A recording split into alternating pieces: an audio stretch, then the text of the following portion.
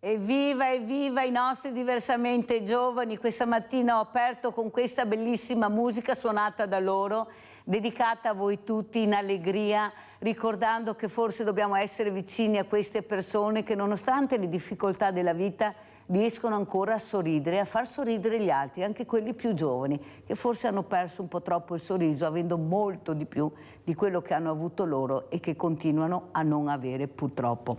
Questa mattina vi presento due graditi ospiti proprio per ricordare, perché la storia è storia e sapete che io non dimentico e non va dimenticata. Vi presento Stefania Bonduan, figlia di Mario Bonduan, che è scomparso da più di 10 anni, vero?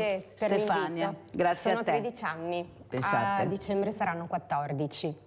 Salutiamo anche Pierfrancesco Cendron, papà di Marianna Cendron, collegato con noi. Ciao Pierfrancesco. Ciao Emilia. Ciao Emilia, ciao a tutti voi. Sono collegati con noi questi genitori che sperano sempre in questo ritorno, che un bel momento qualcuno suoni il campanello o apra la porta e vedere la loro amata Marianna. Ecco, ci si spera, perché bisogna sperare, non si sa mai, bisogna sempre sperare. Allora io partirei proprio con Stefania Bonduan, questa figlia, queste figlie che sono in due, sì, questa famiglia che cerca ancora di non dimenticare, di cercare di avere una verità che fa fatica ad arrivare, non si sa. Ecco, cosa ci puoi raccontare, Stefania? Beh, io ho pensato quando mi ha invitato di cosa avrei parlato, perché gli anni, come abbiamo detto, non sono pochi, sono ormai quasi 14 anni e per cui ovvio vediamo che non anche le immagini, scusa, sì, chiedo alla regia di mandare anche le immagini di Bonduan, prego.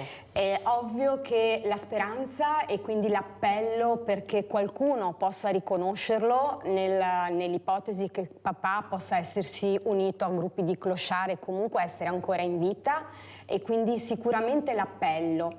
Però io credo che la testimonianza mia e di mia sorella indirettamente di oggi debba servire a mettere in luce anche quelle che sono le lacune del sistema che ruota intorno alle persone scomparse, dal momento in cui si fa denuncia a tutte le fasi successive, soprattutto quando la scomparsa purtroppo si protrae nel tempo.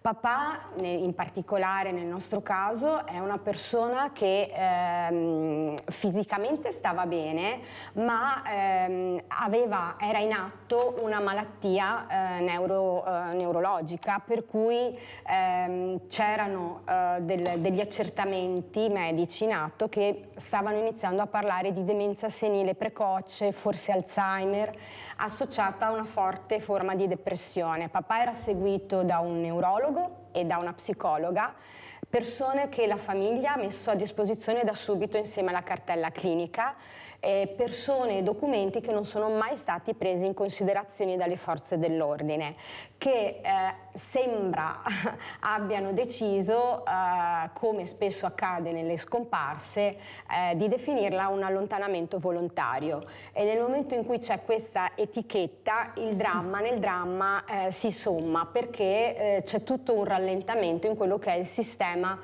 di ricerca, che invece va attivato nell'immediatezza.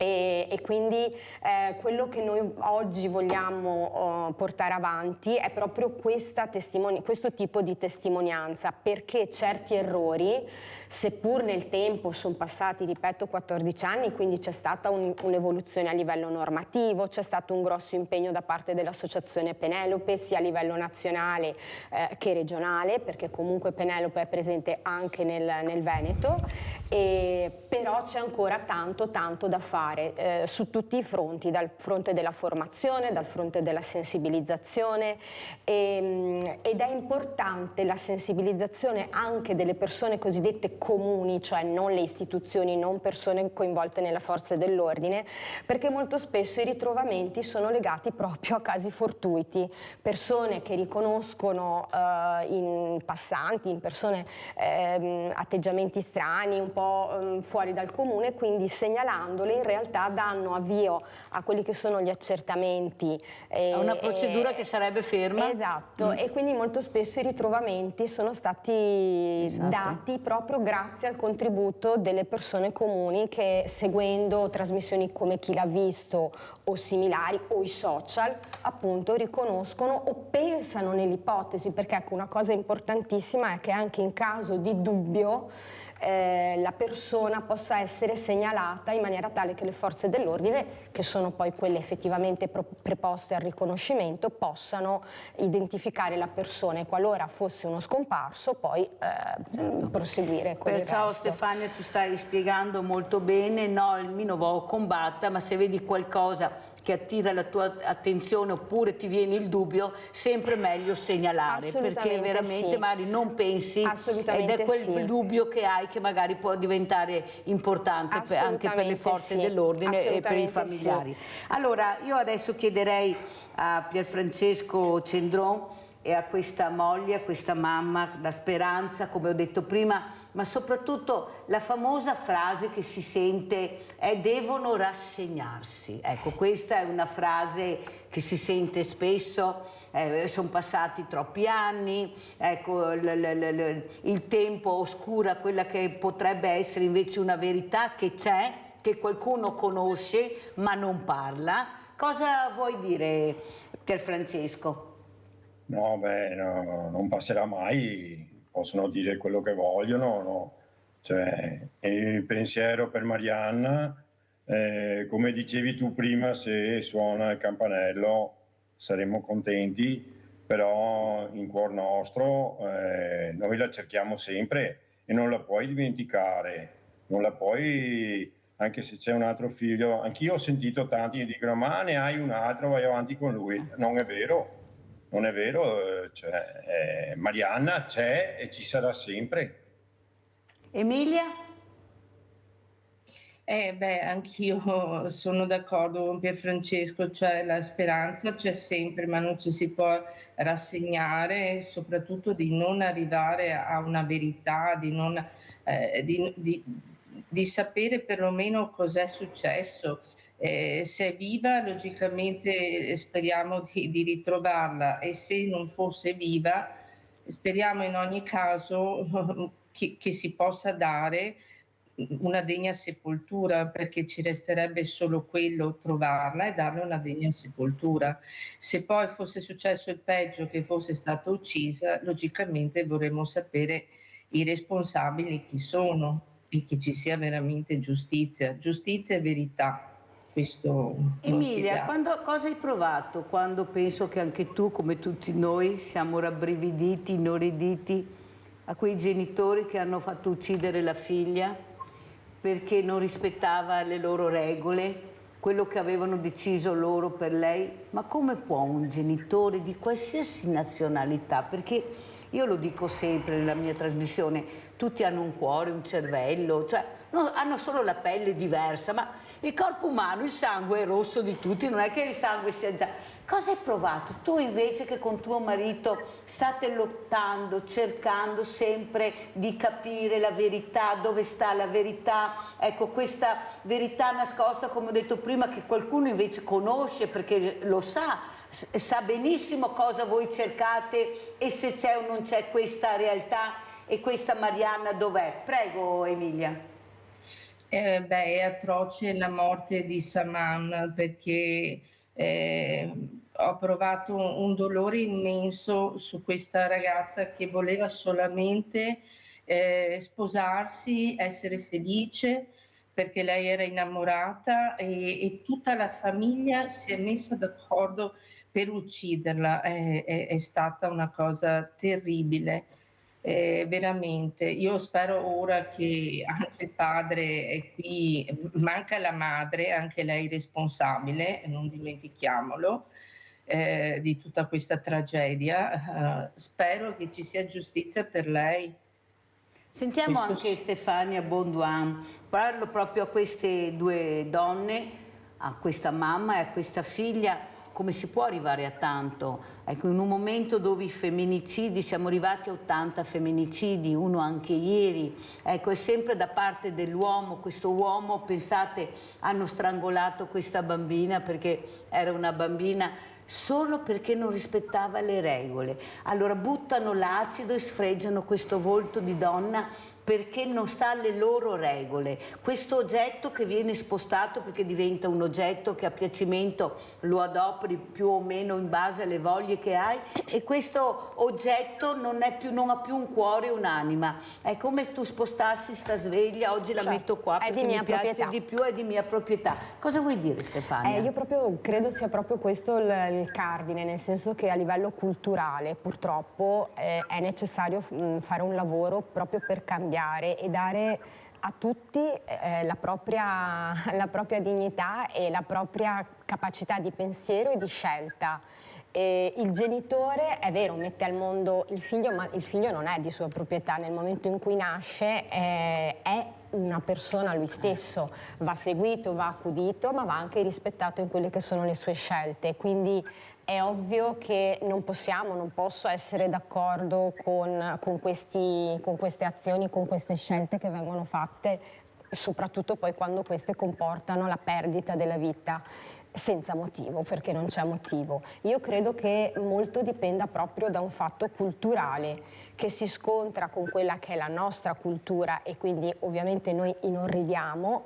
Per loro forse è una cosa, tra virgolette, uso il termine improprio, normale, proprio perché hanno un altro tipo di cultura, un altro tipo di visione. E quindi secondo me, oltre che un lavoro da un punto di vista normativo, perché comunque i femminicidi, i cosiddetti femminicidi sono legati anche alla nostra realtà, alla nostra cultura, dove può esserci molto spesso diventa quasi anche una scusa, secondo me, la debolezza, lo stato emotivo e le difficoltà. Non giustifica e non dà il diritto, nessuno può scegliere se una persona può continuare o non continuare a vivere. I problemi si affrontano in altro modo, però alla base, secondo me, c'è la necessità di scardinare certe credenze proprio culturali che vanno già di per sé anche combattute, anche con qualcosa che ti fa lì per lì, ti fa sorridere, ma se poi ci rifletti capisci che già in quelle battute c'è già una differenziazione uomo-donna, dove l'uomo è sopra, la donna è sotto. Siamo nel 2023, però non siamo ancora riusciti ad arrivare ad equilibrare i due pesi. Abbiamo il nostro Rinaldo da Venezia. Ciao Rinaldo. Ciao Mirella e buongiorno ai tuoi ospiti. Ho seguito anche il caso della signora, del suo papà, va bene, mi pare impossibile che sia passato tutto questo tempo. E giustamente anche per la signora che non trova più la figlia, non si può dire che va da rassegnarsi. C'è una parola che mi dà da dire i genitori. I genitori non se la segnalano mai, ogni giorno gli avranno il cuore come era suo papà. Come si può dire che deve rassegnarsi? Assolutamente una parola sbagliata e deve mancargli di rispetto a queste persone, perché queste persone hanno bisogno di sapere che fine che ha fatto i suoi congiunti. E è umano, è giusto, anzi le robe che purtroppo dovrebbero essere più vicine alle istituzioni, anche a confrontarle, perché anche se mi trova, però stargli vicino, far vedere che dà un certo riguardo a questi problemi, perché c'è innanzitutto c'è un fatto educativo anche per gli altri, e dopo tutti impareremo da queste disgrazie, perché queste se sentiamo fuori, ma può succedere anche negli altri che abbiamo fiori, e non è una roba improbabile, nella vita può capitare anche questo. E dopo in base alla cultura degli altri che colpa i fiori, chi si sente i paroli per chi vuole vivere come si vuole, guadagnare i fiori non sono nostri. I fiori la sua libertà di crescere, di fare quello che vuole, sempre nella norma del rispetto anche degli altri. E giustamente, noi altri non potremo mai integrarsi in questa gente che è qua. Potremmo fare tutto, ma io dico la sua cultura, io dico una roba normale. Qua non è così, viviamo in un'altra maniera, e il mondo è fatto in tante maniere, e tutti i problemi che vede, anche che si risolvano gli altri, se risolveremo i nostri in Italia, come sta gente che per anni, che là in fuori sono carichi, non li vede, ma come poi istituzione, anche con una parola perde di sì, tante vede si pensa ancora come che sia possibile dargli una mano. Cara Mirella, ti saluto, buona domenica e buona fortuna a tutti col cuore, anche alla gente dei Sveglia Veneti, dei vicini. Un bacio. Ecco, lui parla a nome di tutti perché Grazie. lui è il primo ogni mattina, quasi ogni mattina è a Carnovale e lui rimane col telefono così e prende la linea subito al mattino. Allora grazie invece Rinaldo, grazie di queste telefonate, di questi supporti, sono molto importanti per gli ospiti. Allora andiamo a sentire questa lettera di Marianna Cendron, andiamo a sentire e sentiamo cosa hanno scritto.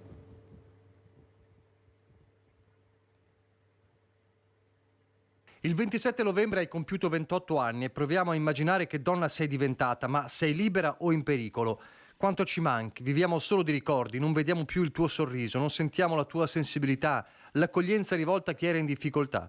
Viviamo nel silenzio che ci logora, ma qualsiasi cosa sia accaduta non smetteremo mai di cercarti, vogliamo risposte, verità e pace. Le nostre sensazioni sono che tu sia ancora viva, ma non sappiamo dove cercarti. Una lettera aperta a lei, Marianna, scritta dalla sua famiglia, che 10 anni dopo non si arrende e vuole sapere dov'è. 10 anni in un limbo terribile che si può soltanto immaginare.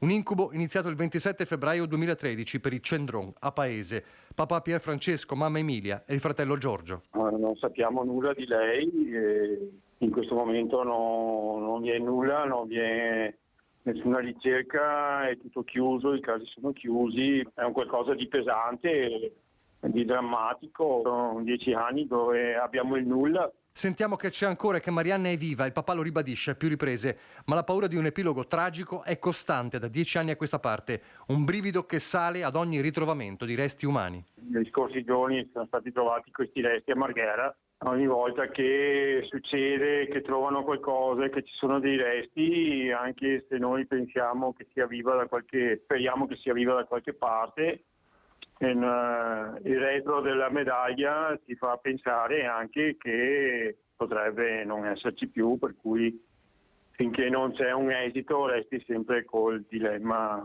Marianna sparì nel nulla dopo aver terminato il suo turno di lavoro al golf club di Salvarosa di Castelfranco, dove lavorava come aiuto cuoca. Nulla a far presagire la scomparsa. Avrebbe dovuto raggiungere il fidanzato, ma all'appuntamento non si presentò mai. Da qualche tempo viveva nell'abitazione del vicino di casa, della famiglia Cendron, a Paese. Con lei scomparvero anche la sua bici e i suoi telefoni cellulari. Qualche giorno dopo una mano ignota cancellò il suo profilo Facebook. La ragazza non aveva denaro né documenti. La procura di Treviso aprì un fascicolo per sequestro di persona, sentendo a più riprese il fidanzato e il vicino, ma nel 2018 è sopraggiunta l'archiviazione dopo 3 richieste rigettate. I Cendron sono da sempre convinti che la falla fu all'inizio. L'aveva fatto subito, però le ricerche sono iniziate dopo 10 giorni.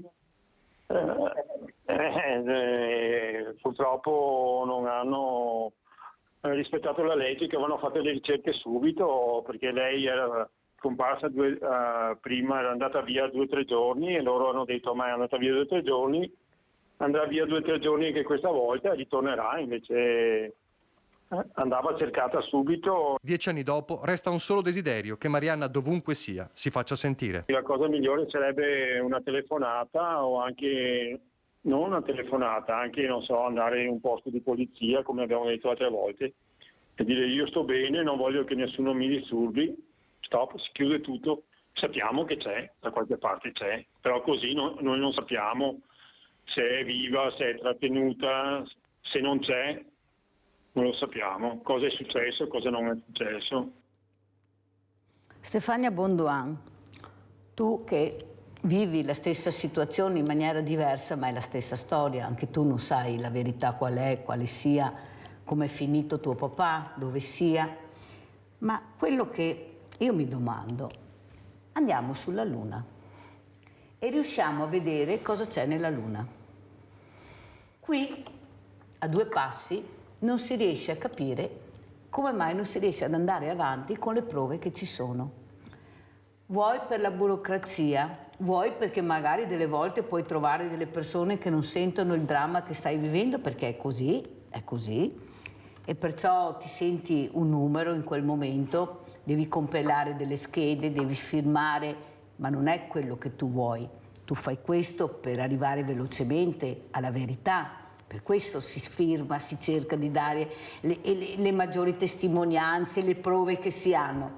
Perché qui qualcuno è sparita la bicicletta, è sparita quello che aveva scritto sul profilo Marianna, è sparito il cellulare, qualcuno ha cancellato, Ecco, qualcuno non ha messo in pratica quello che doveva fare subito anche per cercare tuo papà, così almeno avete dichiarato tu e tua sorella. Nel momento che è scappato, oppure non si trova più, non puoi dire aspettiamo il giorno dopo. Le ricerche dovrebbero partire subito, immediatamente. Devono.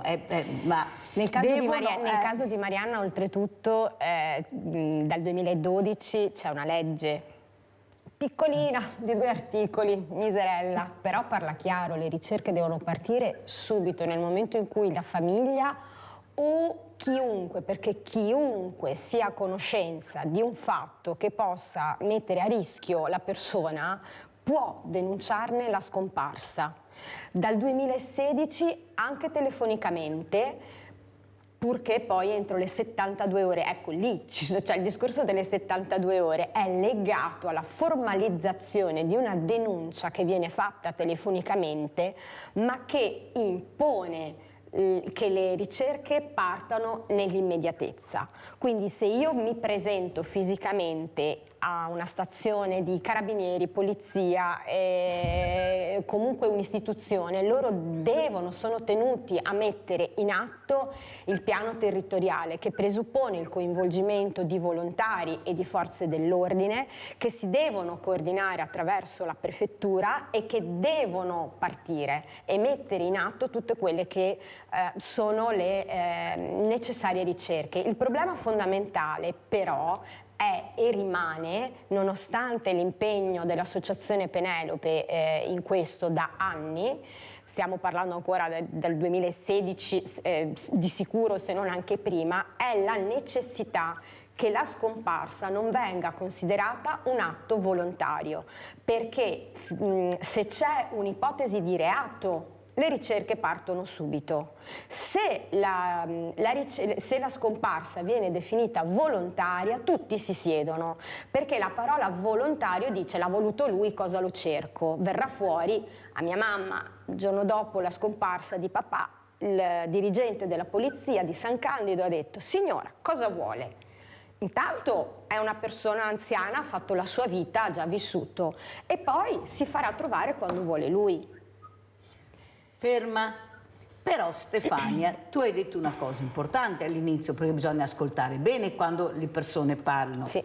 Mio papà soffriva un po' di demenza senile, questa è la verità. Certo. Perciò quando lui usciva noi dovevamo essere sicuri che fosse accompagnato da qualcuno che fosse seguito. Assolutamente. Allora, io capisco... Nel senso che era ancora in quella fase iniziale dove lo stesso neurologo e anche la psicologa avevano detto: prima di perderlo totalmente a livello mentale cerchiamo di stimolarlo, Sì. di mantenere Però vivo soffriva di questo e aveva iniziato a soffrire. Assolutamente, assumeva anche psicofarmaci, ecco, per allora, questo. questa risposta che ti ha dato questo dirigente... Sì.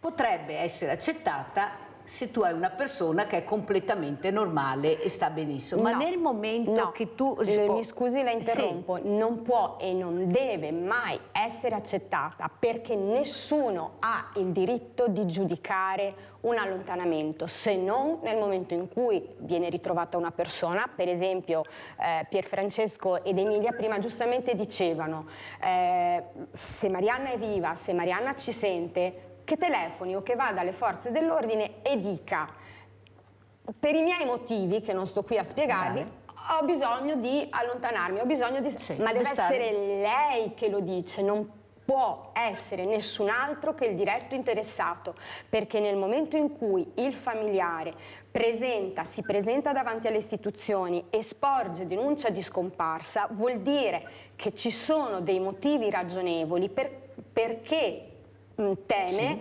possa essere accaduto o possa accadere a qualcosa a una persona. Allora, capiamo cosa vuol dire il termine volontario. Volontario è perché io mi alzo, cammino e me ne vado. Nessuno mi costringe, anche perché sennò non parleremo di scomparsa, ma forse parleremo di rapimento. Che è un'altra cosa. Che è un'altra cosa. Per cui ovvio che la volontarietà c'è, nel senso che si sono messi in moto da soli. Il problema però è un altro, cioè quella volontarietà è una volontà, scusate, alterata da una malattia, alterata da una non consapevolezza magari delle conseguenze, perché possono esserci in atto delle situazioni psicologiche, emotive, per cui uno è spaesato. Prendiamo i minori, ok? In Italia, tolta, ecco, attraverso, faccio una piccola parentesi tecnica, dalla fine degli anni 90, inizio anni 2000, è stato istituito l'ufficio del commissario delle persone scomparse, siamo intorno al 2010. Allora, l'ufficio delle persone scomparse semestralmente redige una relazione sull'andamento degli scomparsi. Quindi, tolto quel fenomeno migratorio che non so bene perché è stato incluso all'interno di questo comparto, che secondo me fuorvia quelli che sono invece i dati effettivi degli scomparsi, perché il fenomeno migratorio è un'altra cosa e quindi le persone che transitano in Italia e poi magari vanno all'estero a ricongiungersi con i propri familiari non può essere considerato all'interno del fenomeno scomparsi. Detto questo, sicuramente i minori hanno una percentuale molto alta, ok?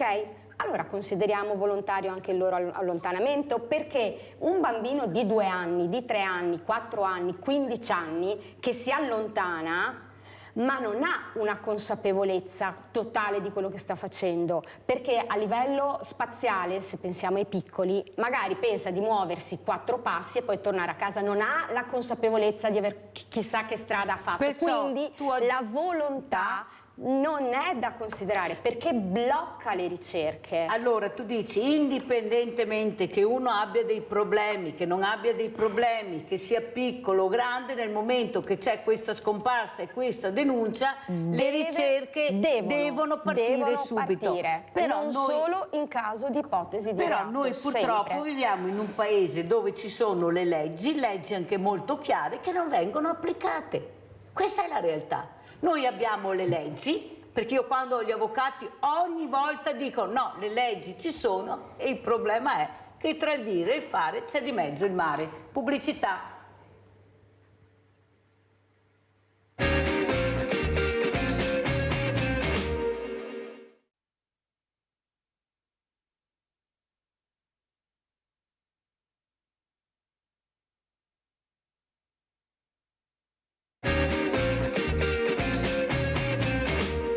Sono 10 anni esatti, era mercoledì 30 dicembre, eravamo in vacanza a San Candido e papà, nell'attesa di andare a cena, è uscito per andare a prendere un caffè con un amico e purtroppo da quel caffè non ha più fatto rientro. 10 anni e nessuna risposta sulla sorte del padre Mario Bonduan di Casier, scomparso a 67 anni da San Candido e mai più ritrovato. Lo si è cercato in montagna, lo si è cercato laddove un treno forse preso in stazione a Dobbiaco potrebbe averlo portato. L'ultimo avvistamento nel settembre 2010 sul Montello a Volpago, lì dove le figlie hanno ottenuto che vengano svolte nuove ricerche. Noi abbiamo fatto richiesta alla prefettura di Treviso che ha accolto la nostra richiesta e di questo ringraziamo il prefetto e tutte le istituzioni che con lei poi si adopereranno per effettuare le ricerche di papà nei primi mesi dell'anno. Il naso aquilino, le sopracciglia folte, la mancanza di un dente, il suo discorrere di Val d'Aosta, Francobolli e dell'adorata famiglia.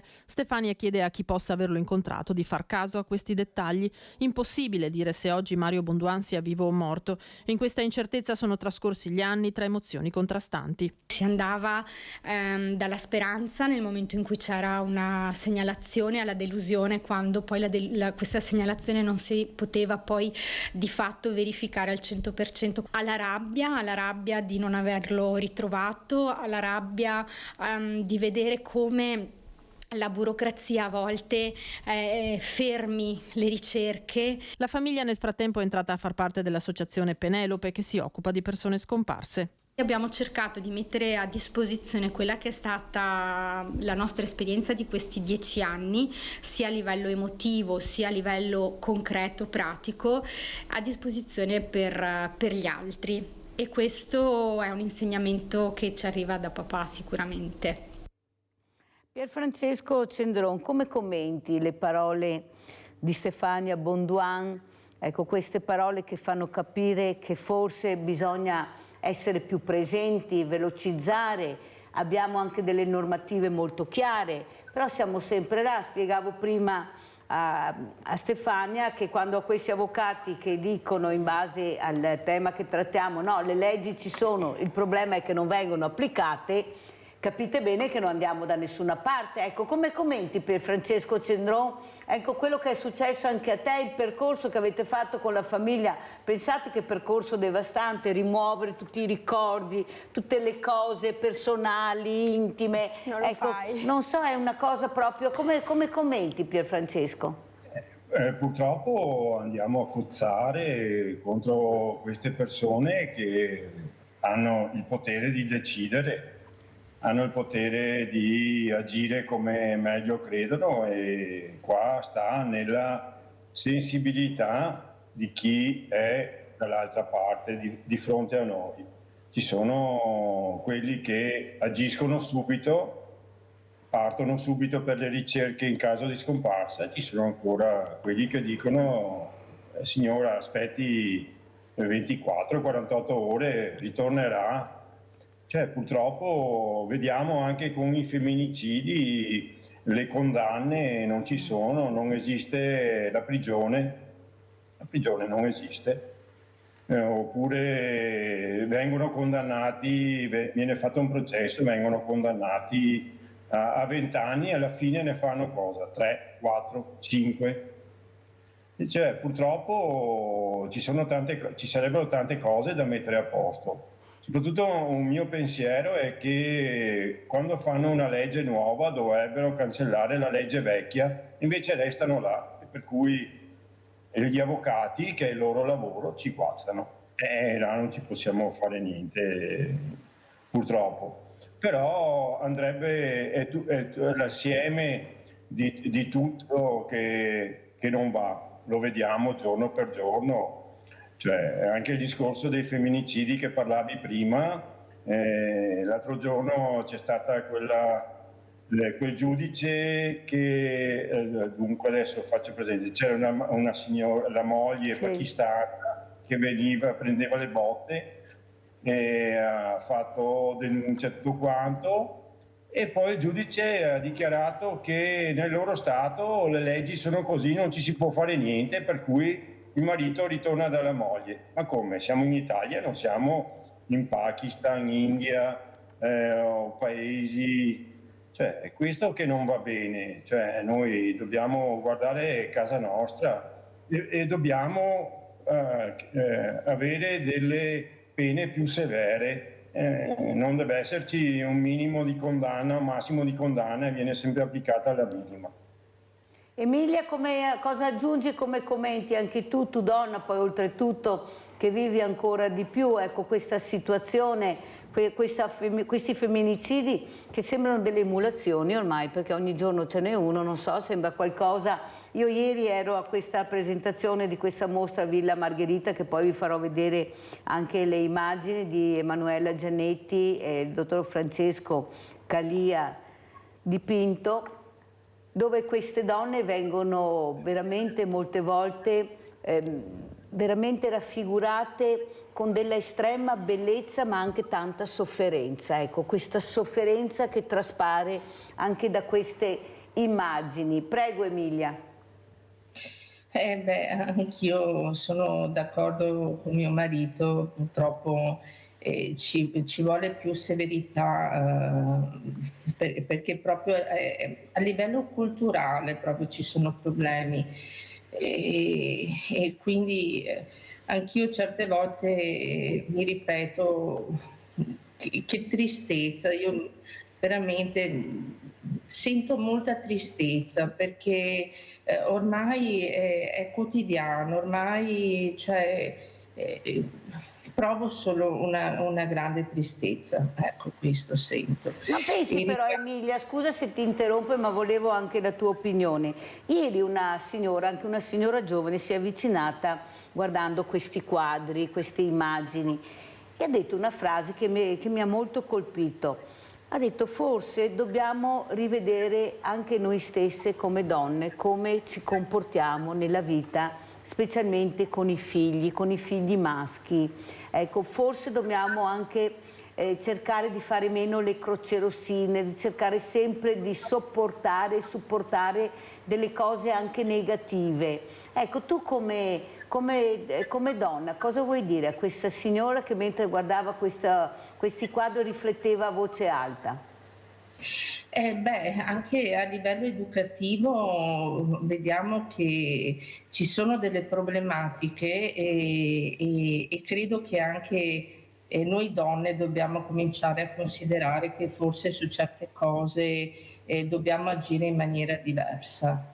Sicuramente, perché anche noi comunque educhiamo i maschi e probabilmente su qualche cosa anche noi dobbiamo cominciare a cambiare, come ci deve essere comunque la possibilità di intervenire quando ci sono situazioni appunto di femminicidio, situazioni di violenze familiari dove purtroppo vediamo che non va bene il sistema c'è un ordine restrittivo, anche se tu denunci hai l'ordine restrittivo, se il marito o il compagno ha deciso di ucciderti, prima o dopo lo farà. Quindi bisogna proprio cambiare completamente il sistema e soprattutto cambiare probabilmente anche l'educazione. Sentiamo Stefania come commenti queste parole di questa donna guardando queste immagini, questi quadri. Allora, intanto concordo anche con Emilia e Pierfrancesco e torno a quello che dicevo prima, cioè un fattore educativo. Sicuramente anche noi dobbiamo prendere consapevolezza che non siamo più nel dopoguerra o anche prima e quindi un po' dobbiamo evolvere in quello che è il nostro porci. Però io, scusate, mi permetto di riportare al tema degli scomparsi, perché molto spesso, e in questo io un po' frizzico, cioè nel senso mi trovo un po' in disaccordo, cioè il femminicidio, stiamo parlando di un altro fenomeno, dedichiamoci un'altra puntata, ben volentieri. No, bisogna parlare un po' e un po', sai. No, un po' e un po', nel senso che a volte le scomparse, soprattutto di donne, sono legate a casi di femminicidio.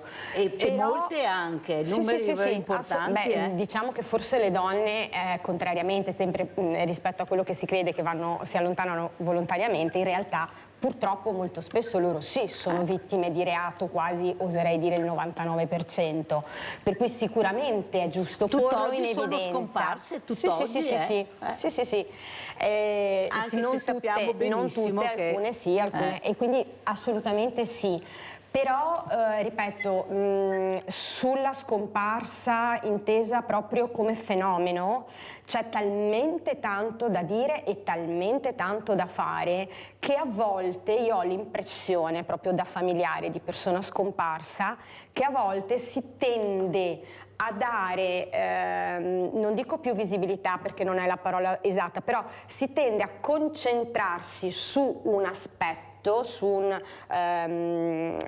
aspetto che può essere legato poi appunto a questa tipologia di reato e si, tra virgolette, tralascia tutto quello che è collegato alla scomparsa, per esempio da un punto di vista burocratico, perché le famiglie fin dall'inizio, e più avanti va la scomparsa e più aumentano questi aspetti, entra in un turbine di aspetti burocratici che non se ne ha un'idea.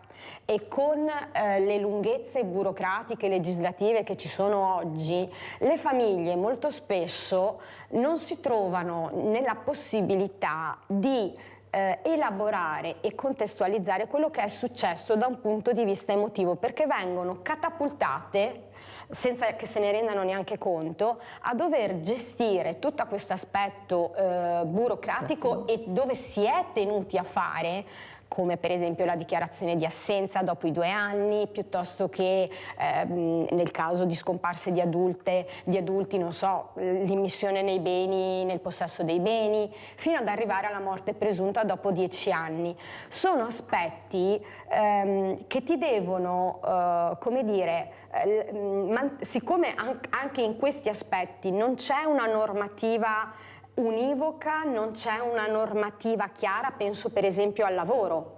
Uno scomparso che sta lavorando, il datore di lavoro ad oggi a livello normativo, dopo esaurite le ferie, esauriti i permessi, lo deve licenziare per giusta causa. Però il mondo degli scomparsi invece andrebbe quasi trattato come un mondo parallelo, quindi da fare per gli scomparsi ce n'è veramente tanto, quindi quando ci si sofferma solo su un aspetto, che è quello del femminicidio legato alla scomparsa, perché come abbiamo detto per le donne è fondamentalmente un reato,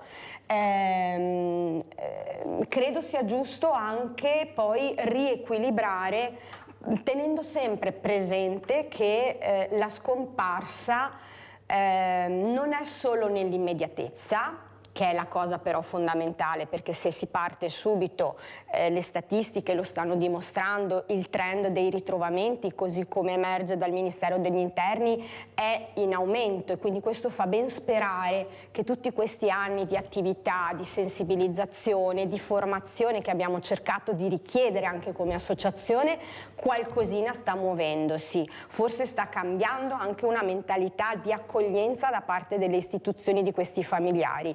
Però c'è tutto un dietro, ci sono tutti gli scomparsi, io li definisco gli scomparsi degli scomparsi, perché passato il momento iniziale dove c'è un'attenzione anche mediatica, dove c'è un'attenzione anche delle istituzioni nei primi mesi di ricerca, poi si spegne tutto, ma la famiglia continua a cercare, continua a chiedere e soprattutto continua a dover gestire da soli tutta una serie di aspetti burocratici che vi assicuro non sono cosa da poco.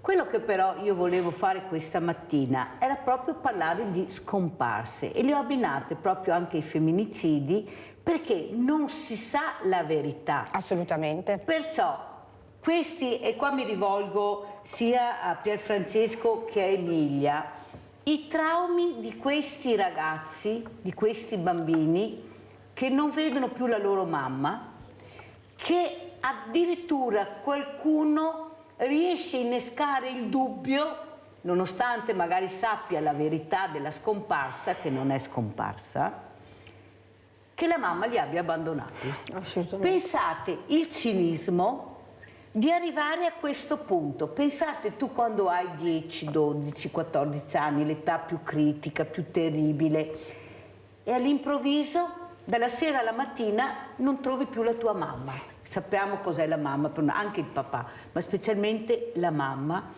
e ti chiedi: ma mi ha veramente abbandonato? Se n'è andata di casa? Perché poi su queste menti, che sono delle spugne che stanno assorbendo per crescere, e qui mi rivolgo proprio a Pierfrancesco con questo figlio, con questo fratello, perché io sono sicura che sono dei traumi terribili. Ecco, facciamo ancora più male a queste persone, quando benissimo c'è qualcuno che sa che forse non sono scomparse e sa anche dove sono. Ma vi rendete conto che traumi può proprio costruire all'interno di un essere umano la scomparsa di questa mamma? Cosa vuoi dire, Pierfrancesco, tuo figlio?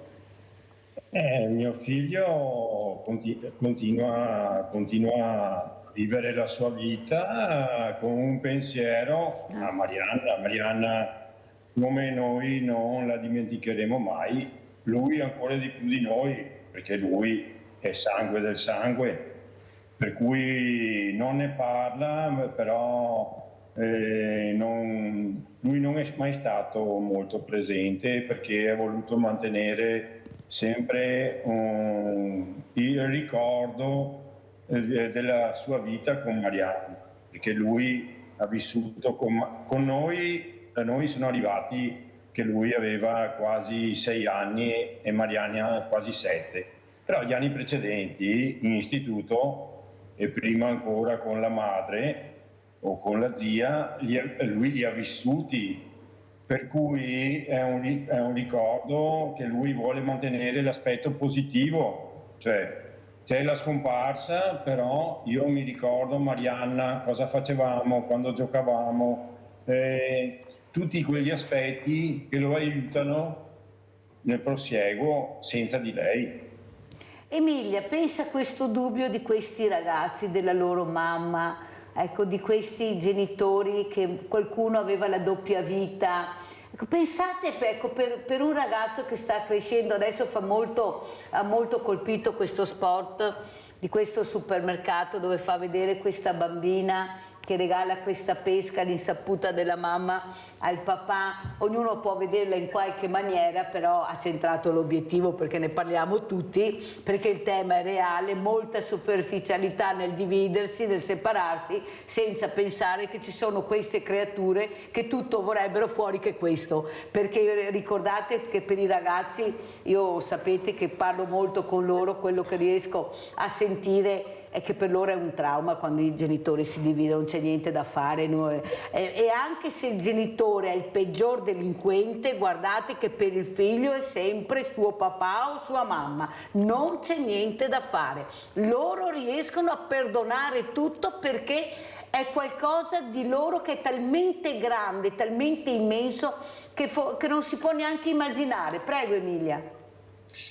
Intanto vorrei dire una cosa riguardo a questa pubblicità dell'Esselunga, dove io ho letto delle critiche sui social.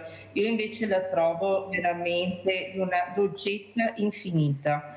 E riguardo ai traumi che comunque i bambini subiscono, i ragazzi eccetera, noi comunque abbiamo avuto i nostri figli che hanno subito i traumi dell'abbandono della madre, una cosa durissima, e i traumi delle botte, dei castighi e degli abusi in istituto.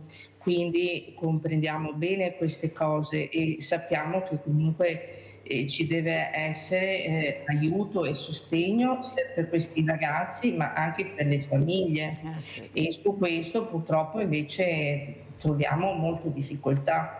Noi abbiamo cercato di aiutare i nostri figli con psicologi, con professionisti. Ci siamo sentiti anche criticati perché andavamo da psicologi, ma noi comunque dovevamo capire loro e dovevamo aiutarli e sostenerli e dovevamo essere sostenuti anche noi. Quindi comprendiamo i traumi dei ragazzi purtroppo. E forse un trauma anche di Marianna che non riusciva a rimuovere. Pensate cosa ha subito questa creatura, ecco, negli anni. È facile parlare, bisogna provare, però capire, chissà cosa avrà provato dentro di lei, quanta rabbia, quanto disprezzo, quanto odio anche, perché da piccolini non si può, non è accettabile, tutto questo non è accettabile. Allora andiamo a vedere anche questa nuova pista di Marianna Cendrone e poi commentiamo.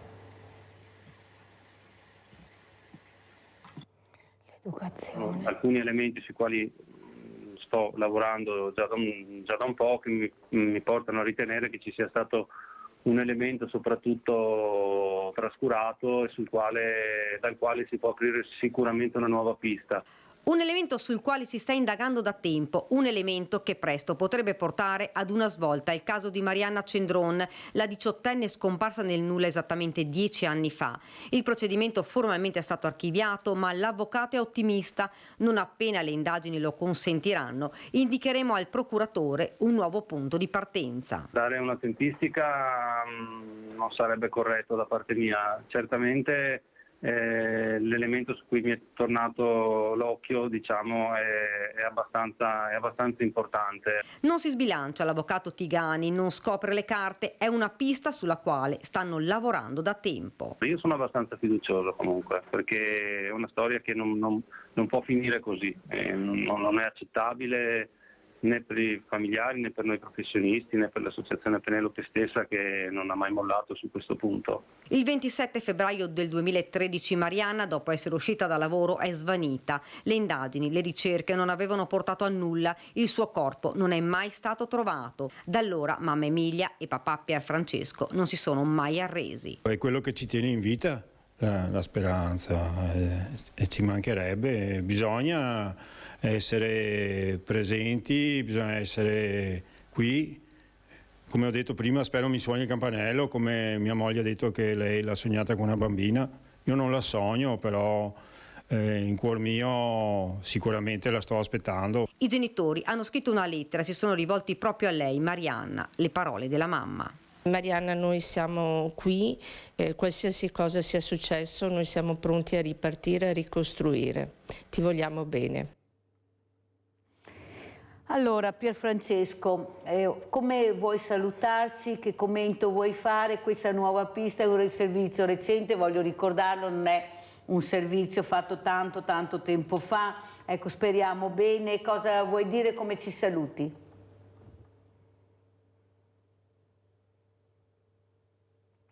Non mi hai sentito, Pierfrancesco? Ah, scusami. Come ci saluti e cosa vuoi aggiungere a quello che abbiamo sentito e visto? Perché è una pista recente, non è un servizio vecchio? Sì, no, vabbè, questa è una notizia, cioè stiamo ancora lavorando, si sta ancora valutando e questo lo faranno i legali, come ci vuole tempo, ci vuole pazienza perché le cose vadano per il verso giusto. Per il resto noi continuiamo a sperare, come è stato detto nel servizio, di vedere Marianna. E mi riallaccio a quanto detto dalla Stefania e condivido con lei, perché bisogna parlare di scomparsi e bisognerebbe proprio portare tutti quegli aspetti che poi col tempo e con gli anni le famiglie le devono affrontare, e qua bisognerebbe fare una puntata solo dedicata a questo.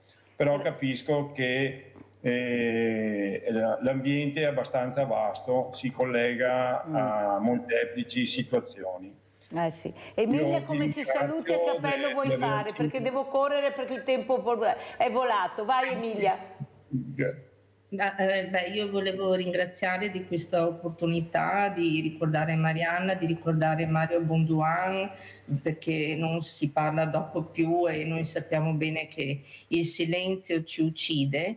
E poi vorrei fare anche un ringraziamento all'Associazione Penelope che veramente ci supporta, ci aiuta e grazie anche a voi di questa opportunità. Grazie sempre Emilia, Pierfrancesco, anzi io cerco sempre di far ricordare perché la storia è storia e non c'è niente da fare, 1 più 1 deve fare 2, né 1 e mezzo né 2 e mezzo, quello che c'è.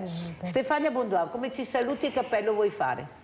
Io ringrazio innanzitutto lei per l'invito, la redazione, e sono contenta di aver potuto condividere questo spazio con Emilia e Pierfrancesco perché li conosco e perché abbiamo una storia seppur diversa ma in comune e stiamo camminando insieme, e quindi la cosa bella dal brutto, e quindi grazie di questo. Per quanto riguarda papà, Angela e io continuiamo a cercarlo in montagna, purtroppo da morto, quindi noi periodicamente, grazie all'aiuto di amici, perché al momento le istituzioni ci hanno lasciato da sole, andiamo a cercarlo nei posti, negli avvallamenti intorno a San Candido che potrebbero avere i resti di papà, ma lo cerchiamo anche da vivo, quindi noi rinnoviamo il nostro appello a tutte quelle persone che per lavoro, per studio, per viaggio possono transitare nelle stazioni o comunque anche per strada e nel dubbio di riconoscerlo lo segnalino.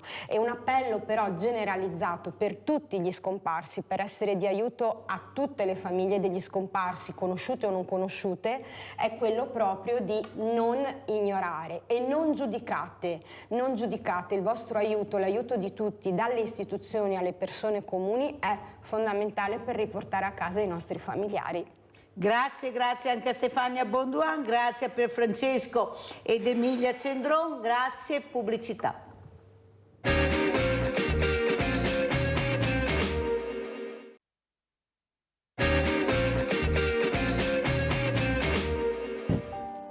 Nell'Ottocento, nelle case dei trevigiani, il tiramisù era preparato in modo diverso, a seconda delle varie classi sociali. Nelle case delle famiglie nobili si utilizzava come ingrediente di struttura il pan di Spagna e un sapore anche di tradizione austriaca, mentre nelle case più semplici si usava il pane, il famoso pan vecchio. Ogni famiglia in realtà aveva il proprio modo di prepararlo e interpretarlo, aggiungendo qualche nuovo ingrediente per dare corpo al tiramisù primordiale. Panna, ricotta, mascarpone, mollica di pane, savoiardi, cacao, vino bianco, insomma, via con tutti gli ingredienti che si aveva a disposizione. Così si è evoluto il tiramisù nel tempo fino ad arrivare ai nostri giorni con la ricetta tradizionale che prevede i 6 ingredienti: caffè, cacao, mascarpone, savoiardi, tuorlo d'uovo e zucchero. Però il tiramisù è un dolce femminile e il professor Manlio Brusadin di Asilo era un amico riservato di Giovanni Comisso. Con la sua memoria super partes fornisce una prova sulle origini trevigiane e tutte femminili del tiramisù, fondata da una conversazione con lo scrittore trevigiano Comisso nell'inverno del 68. In una sua pubblicazione, l'esegesi del tiramisù sulla rivista The Venice International Foundation, riporta questa affascinante storia del tiramisù di Treviso. La testimonial del tiramisù dell'Ottocento a Treviso è sicuramente la contessa Giuseppina Tiretta. Siamo in pieno Ottocento. Lei è una nonna di Giovanni Commisso. Giuseppina Tiretta è una nobile donna ed era una passionaria del Risorgimento italiano, donna attiva in famiglia e in politica. Conferma dell'impegno politico della famiglia Tiretta è anche il monumento per i morti per la patria, che è in piazza Indipendente a Treviso. È un'imponente statua della Teresona, così battezzata amichevolmente dai trevigiani, e rappresenta Maria Teresa Clementina Tiretta, che è la sorella maggiore di Giuseppina. Giovanni Comisso, che è l'apostolo capitolare del tiramisù, ha scritto nelle sue memorie e raccontato agli amici più stretti che sua nonna Giuseppina Tiretta, discendente del conte Edoardo Tiretta, era una devota del tiramisù, anzi del tiramesù, e spesso lo consumava abitualmente come cena invernale. La contessa Tiretta era spinta da un odio sfrenato contro gli austriaci e partecipò con i familiari alle cospirazioni di moti risorgimentali del 1848 a Treviso. In questo clima infuocato, la nobildonna, impegnata attivamente nella lotta risorgimentale, importò dal Piemonte i biscotti savoiardi per dare un segnale anche in cucina. Esiste infatti un forte legame della famiglia Tiretta con Torino. Per un certo periodo la dinastia Tiretta fu proprietaria del prestigioso palazzo che è un centro storico, il Palazzo Lascaris. Con Torino la corrispondenza era intrisa di rinnovamento e ad ogni viaggio gli occhi di Giuseppina si accendevano. Ed è con noi Marco Pesce, chef, docente dell'Accademia delle Professioni di Valdobbiadene, organizzatore del Tiramisù Day. Marco Pesce, tirami su, perché stamattina siamo partiti proprio con le fisarmoniche e la chitarra delle nonne, ma dopo abbiamo parlato di scomparse e sono ripiombata giù perché veramente non c'è ancora risposta a queste scomparse purtroppo e a queste famiglie dilaniate dai dolori, dalla disperazione e dall'angoscia. Allora ci tiriamo su col tiramisù. Grazie, salutiamo anche Diego Zanchetta, sindaco di Gaiarine, primo mandato centrodestra. Buongiorno sindaco. Buongiorno. Buongiorno a tutti e al suo ospite. Buongiorno, grazie sindaco. Allora partiamo, giornate importanti, giornate all'insegna veramente della golosità, diciamo così, ma soprattutto questa donna, ecco, io mi ricordo sempre quelle parole di Dino De Poli, che se ne intendeva di mangiare, un buon gustaio numero uno, che diceva sempre: il tocco però femminile della donna in cucina è un'altra cosa.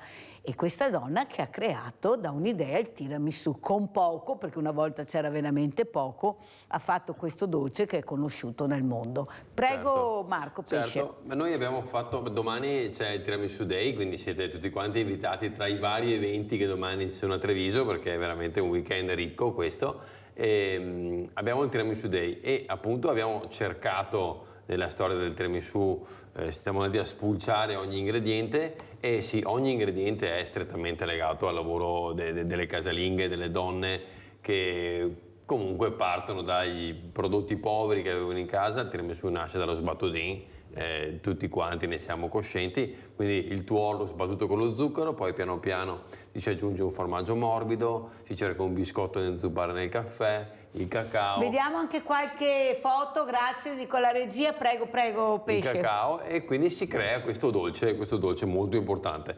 L'ultima, diciamo, donna famosa che ha reso nobile questo dolce è l'Alba Campeol, che alle beccherie ha portato e ha reso famoso proprio il tiramisù. Dopodiché lo chef Linguanotto l'ha preso e l'ha portato con sé nei vari alberghi in giro per l'Europa e quindi in giro per il mondo. Però sì, la radice del tiramisù è una radice femminile, ma come bene o male tutta quanta la cucina italiana. Io dico la cucina italiana, tanti dicono che è una cucina donna, io dico che la cucina italiana è una cucina nonna, è una cucina proprio che ti coccola, che ti vizia, come quando si fa dalla nonna e ti dà il biscottino, e fa per gli altri. Ecco, è una cucina il cui ingrediente segreto è soprattutto la convivialità. Ed è quello che noi vogliamo anche esprimere domani al Tiramisù Day, quindi con la raccolta fondi Telethon, con i laboratori bambini, con tutti quanti i micro eventi che ci saranno all'interno di domenica. Compreso quello dell'ippodromo. Compreso, esatto. Questo grande evento di 2 giorni, sport senza barriere. Sì, uno sport senza barriere all'ippodromo. E quest'anno abbiamo aggiunto, sempre parlando di senza barriere, anche il tiramisù per celiaci e latto intolleranti. Quindi domenica scorsa abbiamo fatto una gara a Valdobbiadene, in sede DF,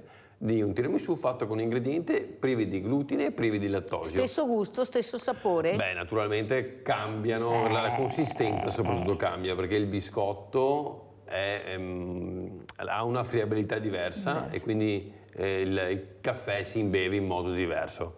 Chiaro che non dobbiamo pensare che sia uguale, è difficile. Proprio no.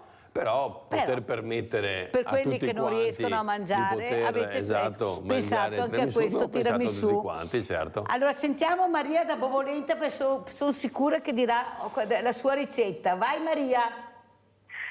Ciao Mirella e un buongiorno al grande chef e al sindaco che hai in linea. Grazie.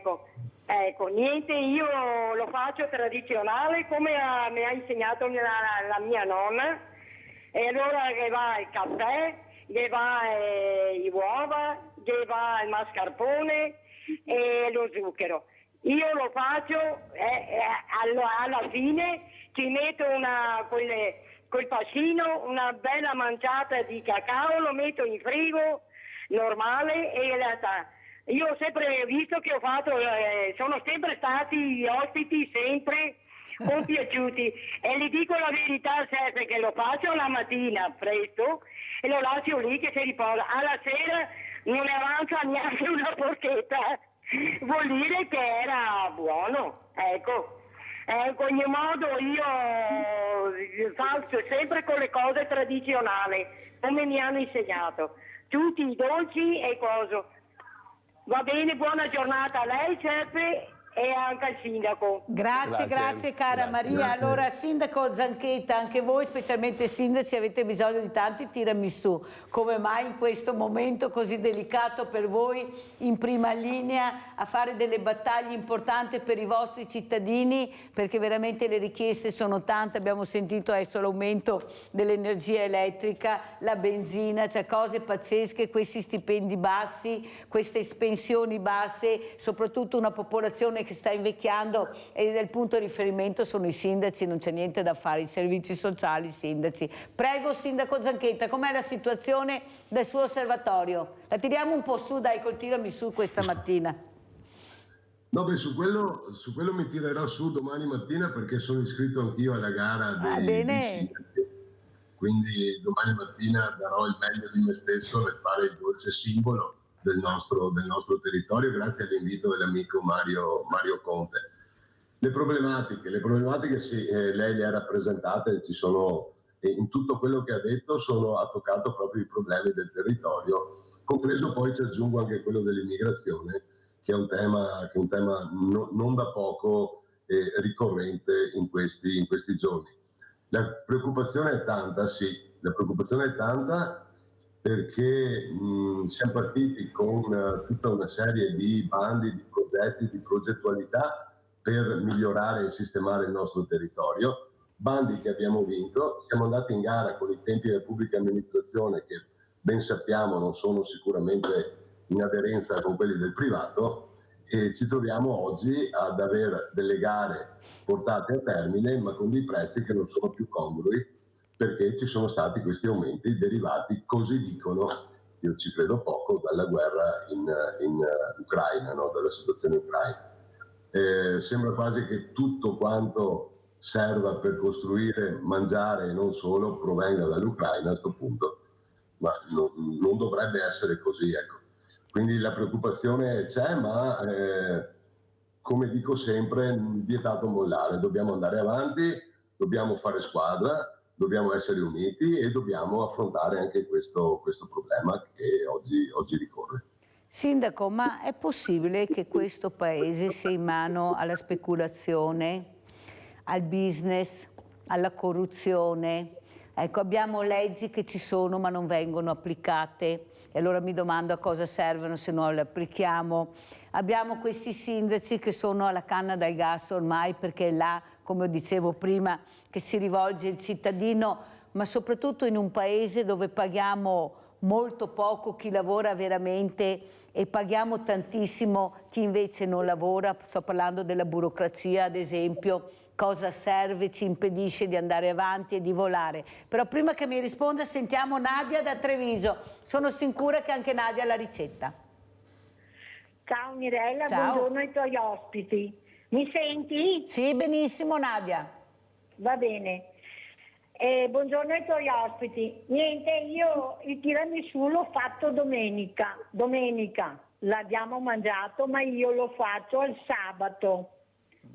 E rimane tutta la notte senza il cacao lo metto al momento di servire. Non so se faccio bene o faccio male.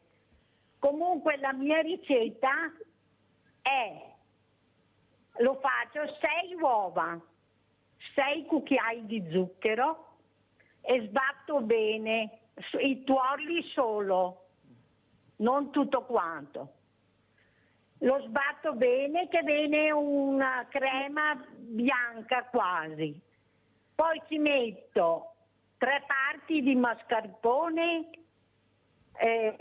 praticamente 7 etti e mezzo e 2 etti e mezzo di ricotta. E sbatto ancora bene, poi ci metto una tazzina di caffè ristretto e faccio la crema. E dopo la stendo con bagno i savoiardi con caffè quasi freddo, tiepido e così è il mio mascarpone. È stato mangiato una vaschetta da 8 porzioni, mangiato tutto. Grazie, arrivederci e buona giornata. Grazie Nadia, sono contenta veramente che riusciamo a staccare la spina col tiramisù, sì. Parlando di problemi seri con la golosità, veramente, ecco, siamo veramente bravi a riuscire a staccare la spina. Allora, prima di rispondere a Nadia, sentiamo come commenta le mie parole il sindaco Zanchetta. Sì, inevitabile, poi che sia, voglio sperare che in un paese democratico come l'Italia è, non siamo veramente a questi livelli di corruzione e soprattutto voglio continuare a sperare che chi deve far rispettare le leggi effettivamente lo faccia.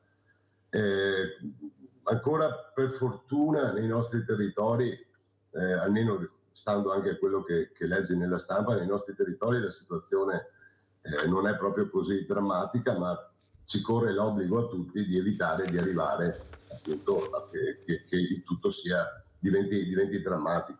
Situazioni particolari non ne ho riscontrate nel territorio, ma neanche da cittadino per il lavoro mio che faccio, che ci siano appunto queste infiltrazioni, anche se poi senti non tanto distante da qua sul veneziano, c'è stato un blitz tempo fa, se ben ricordo.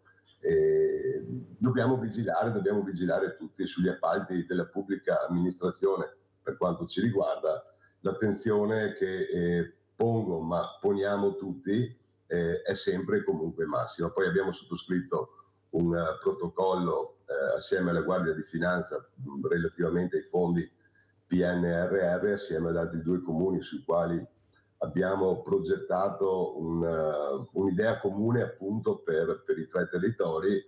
Ahimè, ecco, questo secondo me è una parte un po' scandalosa del tutto, anche se è già stata detta e ridetta. che su molti bandi ci sia quel famoso IVS, che per noi è un incubo, che è l'indice di vulnerabilità sociale, della serie: se nel tuo comune non hai mafia, non hai problemi particolari di degrado, ciao. Fatalità, se guardi le graduatorie, poi sono tutti comuni molto distanti da noi che vincono questi bandi. Questo ti fa un po' star male, ecco, perché tu lavori progetti, investi in progetti, investi in sinergie con altri comuni per fare qualcosa di bello, con la convinzione che da solo sicuramente arrivi al traguardo, ma assieme è molto più facile arrivarci prima. E di conseguenza appunto vedi questi immani sforzi, perché immani sforzi significa anche dover progettare con le risorse che abbiamo, non solo economiche, ma soprattutto quelle poi di personale nei comuni, perché voglio ricordare a tutti che Gaiarini è un paese di 6.000 abitanti e facciamo tutto con 16 dipendenti, compresi gli operatori ecologici, che sono 2. E non ho un'area dove siano in più di una persona, quindi quella persona si deve tirare sulle maniche e fare il lavoro non solo suo, ma anche dare una mano alla scrivania vicina. Bellissima quindi l'idea di poter lavorare in sinergia, e noi che l'abbiamo provato con il comune di Cordignano e il comune di Godega per appunto una progettualità comune, devo dire che l'esperienza che ne abbiamo tratto è stata molto interessante e significativa.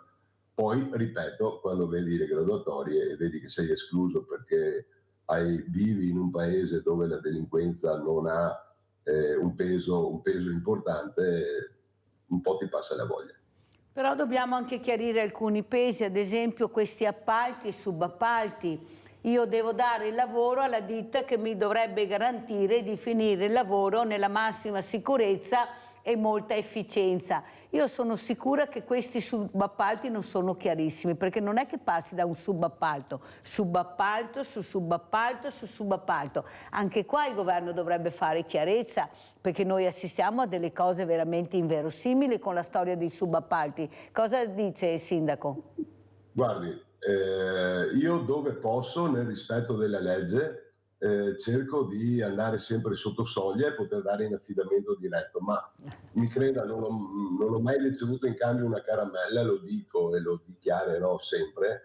Lo fai perché se c'è la ditta tua che conosci, se alla sera vedi che ha qualche lavoro che non l'ha fatto bene, vai là a casa, gli suoni il campanello, gli tiri l'orecchio, cosa che non puoi fare invece con queste ditte che arrivano, che vincono un appalto, seppur con la massima trasparenza, ci mancherebbe, non voglio entrare nel merito, però sono aziende che non hanno la radice qua nel territorio e di conseguenza fanno il loro. Servono più controlli su chi partecipa alle gare? Assolutamente sì. Assolutamente sì. La ringrazio, perché veramente cominciamo anche a essere stanchi di queste cose. Come dice lei, io avrei bisogno di una ditta del territorio che conosco, che so dove trovarle in caso di, perché con questa storia di appalti e subappalti alla fine il sindaco rimane col cerino in mano, si bloccano i lavori e non si va da nessuna parte, addirittura per molti anni a volte. Sindaco, ma allora unione e fusione, molti d'accordo, molti favorevoli, lei come sindaco cosa ci dice? Bah, io dico che siamo nella fase, e a mio modo di vedere sarà così anche di là, in là nel tempo, unire il lavoro, unire l'operatività, unire gli uffici. Chiaro che non posso pensare che non dico 3, ma addirittura 2 comuni farne uno solo. Oggi non siamo ancora in quest'ordine di idea, però i 2 comuni possono unire, grazie anche appunto alle carenze, perché prima ho rappresentato la situazione di Gaiarine, ma se faccio il giro con qualsiasi altro comune confinante, la situazione è identica su tutti i comuni. Quindi questa situazione, ripeto, la puoi governare oggi non tanto di 2 comuni fondendoli e farne uno solo, perché comunque poi ci sono peculiarità, lo vediamo tutti noi, già nel singolo comune ci sono delle situazioni che una volta venivano definite di campanilismo, oggi è sicuramente molto, molto meno marcato. Però unirmi con i servizi, quindi parlo, che ne so, dico la polizia locale, che già per esempio la facciamo, servizi sociali, l'ufficio tecnico, i lavori pubblici, l'anagrafe sicuramente no, è vero, ancora un servizio che devi avere nel territorio, ma gli altri uffici, unirli assieme vuol dire mettere in rete più persone, più idee e poter contribuire a fare dei progetti seri ed efficaci che siano anche fruibili poi al proprio territorio.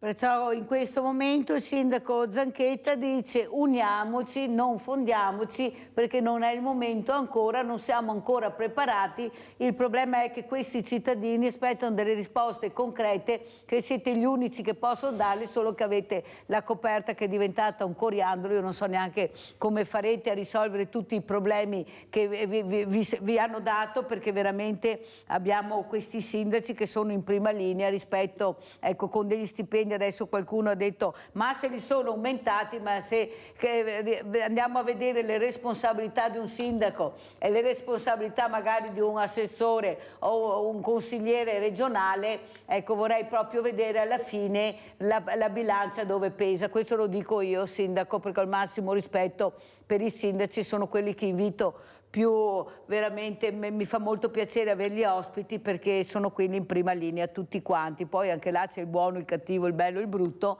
però sono quelli che ascoltano il territorio. Allora, in merito invece a Nadia... Prego? No, volevo un attimo sull'aspetto degli aumenti, no? Ho sentito anche gli altri colleghi, siamo tutti anche qua ancora una volta nella stessa barca. È uscito un articolo, a mio modo di vedere, sulla stampa, un inin fuorviante, come si suol dire. La situazione di Gaiarine e per tutti gli altri comuni in amministrazione trasparente, poi cosa riceve il sindaco è chiaro. Io non ho dubbi e nessun problema a dire qual è la mia situazione. Fino al 31 dicembre dell'anno scorso percepivo 970 euro al mese, perché ricordo ho mantenuto il mio posto di lavoro, perché sono convinto che un sindaco non debba vivere per fare il sindaco, ma presta un servizio di 5 anni alla propria comunità, quindi io vivo con il mio lavoro che ho mantenuto, e questo mi ha portato a pagare poco tempo fa sulla dichiarazione di redditi relativi appunto al 2022 3.800 euro circa di tasse in più rispetto a quelle che avrei pagato se non fossi il sindaco. Quindi per la logica e la matematica dovrei fare 900 euro al mese per 12 mesi, meno i 3.800 che ho preso, sui quali poi neanche mi dilungo sul risultato. Devo metterci un minimo di assicurazione, perché il rischio che abbiamo, che corriamo noi ogni giorno negli atti che sottoscriviamo, è veramente, veramente elevato. Da quest'anno la situazione è un po' migliorata, quei 900 sono diventati 1.100 e rotti. Ha fatto bene sindaco a spiegarlo, perché veramente, come dice lei, delle volte arrivano delle notizie che sono fuorvianti. Invece avete sentito con quale chiarezza ha raccontato invece il sindaco qual è la realtà di molti sindaci, l'impegno e la responsabilità che hanno, perché la responsabilità della salute dei cittadini è sulle spalle del sindaco e non di altre autorità. Allora Marco Pesce, stacchiamo ancora la spina col tiramisù, perché andiamo giù e poi ci ritiriamo su con quello che ha detto la Nadia. Prego. Esatto. Allora, io volevo intanto ringraziare il sindaco, e appunto a loro che domani dedichiamo una gara proprio fatta per e con i sindaci, quindi lo aspetto volentieri.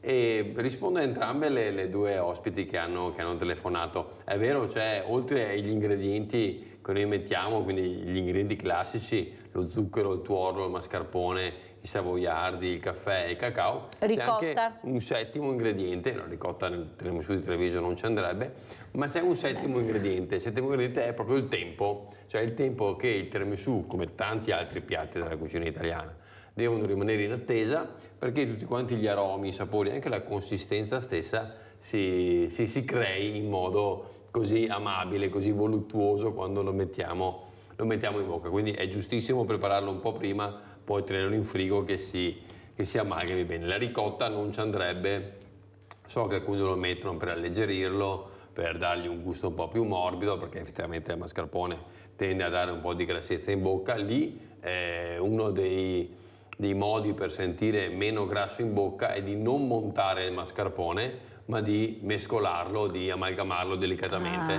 perché se noi montiamo il mascarpone, come dire, i globuli di grasso si agglomerano tra di Chef, loro. vede che il suo punto è molto importante. Un tecnicismo, e quindi lo sentiamo proprio più grasso, più persistente al palato. Mentre se noi lo amalgamiamo delicatamente sul tuorlo e zucchero montato, questo non succede, cioè la sensazione di grassezza è molto minore.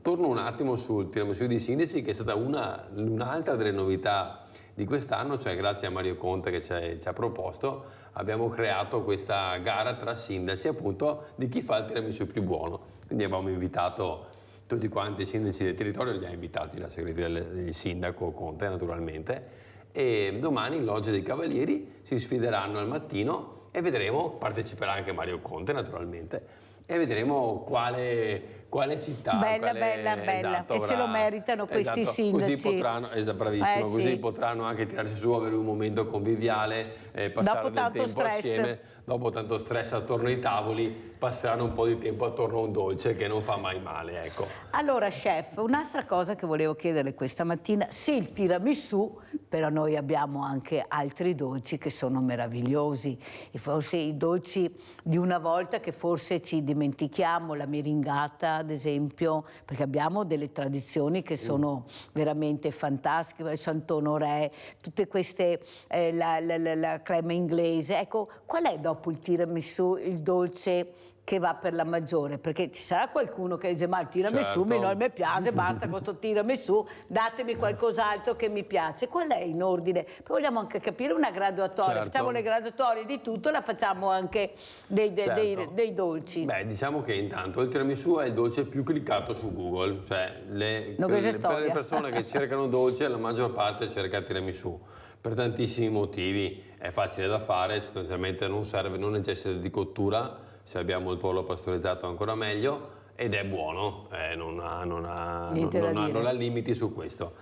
Dopodiché vanno molto i dolci stagionali, cioè i dolci delle ricorrenze, quindi Pasqua, la focaccia, le frittelle, i crostoli. Per dicembre abbiamo il panettone, anche se devo dire che il panettone, grazie anche ad alcuni pasticceri qua del Trevigiano, sta prendendo piede anche verso il periodo autunno-estivo. Ricordiamo che ad esempio in Sud America, quindi nei paesi anche caldi, il panettone si mangia tutto l'anno, panettone, pandoro, sono dolci che si mangiano tutto l'anno. Dopodiché vanno i dolci secchi, i dolci tradizionali di una volta. La crostata, qua da noi nel Trevigiano la fregolotta è famosissima da intingere anche magari nel vin santo, gli zaetti, e poi i dolci diciamo della cucina come la crema catalana, la Sant'Onorè, la meringata che avete detto prima, molto buono, sono dolci più da ristorazione. Quindi si fanno meno in casa? Sì, e sono un po' più complessi da fare, sia per tempistiche che per proprio reperibilità degli ingredienti. Quindi io devo fare un bignè, è un dolce che ha tre tipi di tre cotture, non è un dolce proprio così semplice. Quindi in casa abbiamo dolci tradizionali facili da fare, la crostata, la fregolotta, il biscotto, il zaetto, il bussolà. Ma ad esempio, chef, noi italiani, anche veneti, ma mettiamo noi italiani, rispetto agli altri paesi europei, mangiamo più dolci o meno dolci degli altri paesi? Il consumo di dolci è aumentato in modo importantissimo anche dopo la pandemia. Il Covid ha fatto aumentare di molto il consumo di dolci per tantissimi motivi. Il dolce è un trend in aumento, certo. Diciamo che nei paesi europei, fino a 2 anni fa, i dati ultimi non mi ricordo, giusto per capirci un po' sul tema alimentazione corretta, l'Italia era al 3° posto come indice di obesità infantile. Quindi mangiamo tanti dolci, ecco, questo sì. Avete sentito perché la Mirella parla di obesità infantile? Avete sentito i dati? Fino a 2 anni fa eravamo al 3° posto. Non è un bel dato. No. Il consumo di dolci, ma non solo, perché il problema non è solamente il dolce, è aumentato, e i dolci della tradizione fanno meglio o fanno peggio? Sempre dolci sono, ecco, dovremo aumentare il consumo di frutta a discapito dell'esagerazione del consumo di dolce. Il dolce va bene al mattino, può andare bene se è un dolce asciutto, quindi che non abbia creme, se è il ciambellone, se è la crostata, può andare bene alla merenda. Dovremo come dire, ridurre la quantità bilanciare, di tutti quanti, bilanciare esatto. Un pochino, perché io sono convinta che non fa male niente se è mangiato nella giusta dose. Certo. Se tu esageri con tutto, siamo sempre là, fa male tutto e niente, perché è così. Abbiamo Luciano da Desenzano. Ciao Luciano. Ciao Mirella, buongiorno all'ospite. Ciao. Hai detto la cosa giusta, bisogna sempre vedere quanto se ne mangia di prodotti. Purtroppo i dolci, le bibite sono un po' il male dei giovani. Io vedo tanti giovani su di peso, non lo dico io, lo dicono, niente, non c'è mai stato, non voglio criticare ma non ci sono mai stati così tanti malati di diabete. Anche io lavoravo all'ospedale, il professore dei bambini della pediatria mi ha detto una volta che trovavano il colesterolo ai bambini di 12-13 anni, dovrebbero mangiare, come ha detto prima il signore lì, frutta e verdura, tanta frutta e verdura bisogna mangiare a tutte le età. Purtroppo i zuccheri fanno un po' male. Niente, vi saluto, buongiorno, grazie. Grazie Luciano, un grande abbraccio, mille. su col morale mi raccomando, ti sento un po' giù ultimamente Luciano, mangiati un bel tiramisù dai. Domenica ecco, ti domenica aspettiamo. vieni giù che appunto col nostro chef ti farà gustare un bel tiramisù, dai, spostatevi diversamente giovani che siete in gamba ancora. Allora, visto che siamo andati su, adesso ritorniamo giù perché voglio vedere anche questo servizio, questo video che ci ha portato veramente il sindaco Zanchetta, il soldato senza nome. Andiamo a vedere.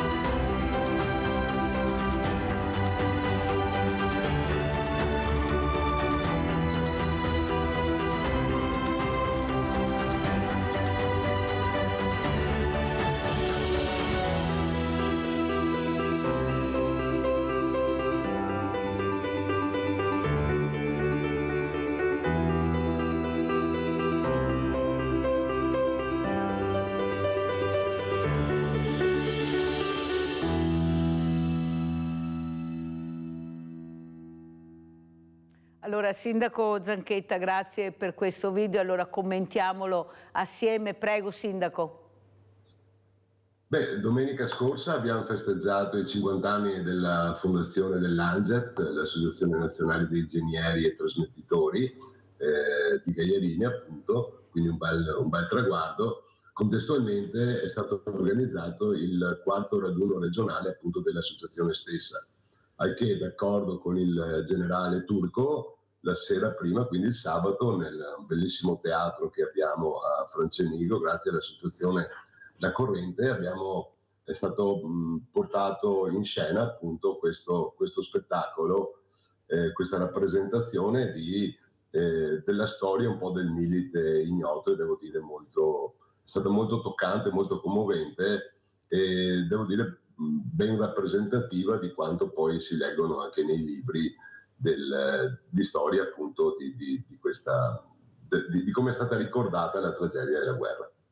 Certo che questo Milite ignoto, questo soldato che aveva patria in Italia, non si conosceva ancora questa diversità del nord e del sud, erano soldati giovani che partivano da tutta l'Italia, 17 anni, pensate, 16 anni, 18 anni per la patria, ecco, senza neanche sapere il vero motivo, però loro ce l'avevano nel cuore, c'era questa unione. Ecco, cosa dice, Sindaco? Secondo lei c'è ancora questa unione? Perché sentiamo veramente tanti paletti, tante barriere, tante divisioni in un momento così delicato. Ecco, si parla molto di queste persone che arrivano da paesi veramente dove non c'è assolutamente niente, anzi non c'è neppure l'acqua da mangiare, non ne parliamo, eppure facciamo fatica ad accettare il diverso, forse perché non c'è stato un accompagnamento adeguato. Abbiamo visto, poi vedremo anche delle immagini,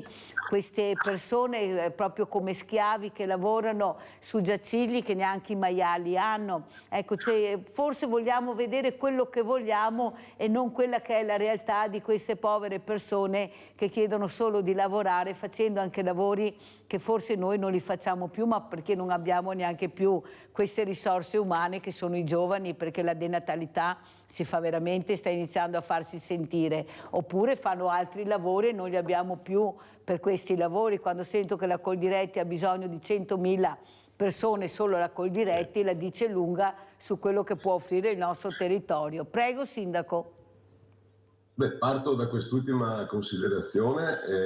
Devo dire che Gaiarini è stata oggetto anche siamo stati sui giornali alcuni giorni per la storia dei migranti, dove il prefetto ha detto che Gaiarini c'è, è qua, è presente, ma deve essere una cosa fatta bene, fatta seria, strutturata, non sicuramente trovare un alloggio nello specifico di Gaiarini fuori da dove poi ci sono anche i servizi, mettere là delle persone, questa non è sicuramente fare integrazione, e sicuramente questo non aiuta nessuno, in primis loro.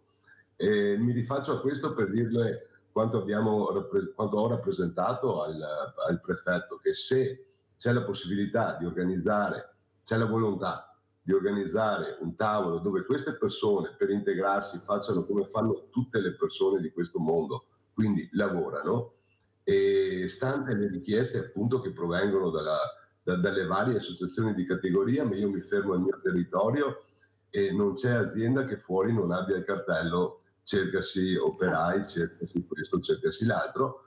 Mi prendo io il dovere di organizzare, l'onere di organizzare un tavolo dove far siedere assieme la prefettura, ovviamente l'amministrazione e ovviamente chi cerca il lavoro. Se da questo intreccio magico, come lo definisco io, nascono le sinergie giuste, ecco che allora il tema dell'integrazione e dell'immigrazione ritengo sia molto più facile risolverlo così, piuttosto che, ripeto, mandare questi ragazzi allo sbaraglio. Sul fatto che non ci sia più la volontà di fare alcuni lavori, ma sì, alcuni lavori certo non trovi più gli italiani che li vogliono fare. Scuole professionali un po' quello che sono, anche questa è un'altra domanda che dobbiamo porci. È facile magari oggi università, oggi tutti camici bianchi così definiti, un tema che non mi piace ma mi è venuto questo subito in testa, però per i lavori manuali c'è meno scuola, meno professionalità per poterli fare, sono quelli che oggi sono invece richiesti. Io ieri ho avuto, sindaco, proprio ospite il presidente di Federalberghi di Belluno De Cassan, che lui ha detto: noi abbiamo bisogno di queste figure, cominciamo a ragionare come sta dicendo lei, ci sentiamo attorno ad un tavolo, perché a noi non servono laureati, servono anche veramente una manovalanza molto veloce, ci servono facchini, ci servono lavapiatti, ci servono quelle figure che possiamo incontrare, ecco, mettendoci d'accordo e dare la possibilità a queste persone di essere inserite. Comincia un po' a volta a schiarirsi un po' questa realtà. Io lo dico sempre, sindaco, io sono andata in questi centri, ho parlato con questi ragazzi che sanno minimo 2 o 3 lingue e mi hanno chiesto lavorare. Cosa sai fare? Agricolo, loro dicono, agricolo vuol dire agricoltore. Cosa sai fare? Falegname, lavoro legno. Allora capite che noi dobbiamo anche capire chi è in grado di fare cosa. Se ci sono, cercando di impiegarli, visto che rimarranno qua 18 mesi e 18 mesi sono tanti e costano. E allora, visto che c'è questo e c'è questa carenza di personale, e non sono tutti delinquenti, io lo dico tutte le mattine, sindaco, anzi hanno veramente bisogno di essere inserite, per non andare a vedere quello che abbiamo visto, veramente schiavi, vendemmie, andiamo a vedere, perché è una cosa veramente che fa veramente pensare e riflettere su quello che ha detto anche il sindaco Zanchetta. Andiamo a vedere.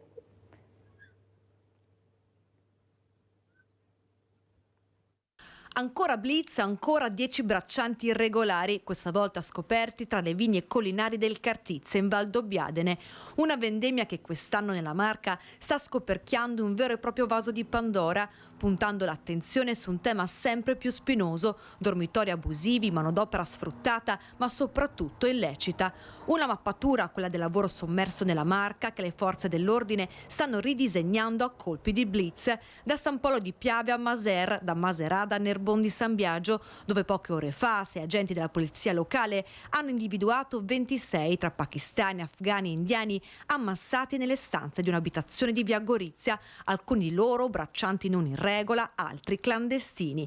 E questa volta a finire nel mirino della Guardia di Finanza, in particolare delle Fiamme Gialle di Conegliano, un'azienda nelle colline del Cartizze destinata alla produzione del rinomato prosecco di OCG Valdobbiadene Superiore. Scoperti 10 lavoratori irregolari. I lavoratori che abbiamo individuato sono di cittadini italiani che, diciamo, residenti nella zona di Treviso, hanno prestato, insomma, la loro manodopera, prevalentemente quella della raccolta a mano, che nelle zone collinari, insomma, dell'area Conegliano Valdobbiadene è la raccolta prevalente per le uve, insomma, da vino. Nessun contratto per i 10 braccianti risultati completamente irregolari. Nei guai il titolare dell'azienda ha segnalato all'Ispettorato Territoriale del Lavoro.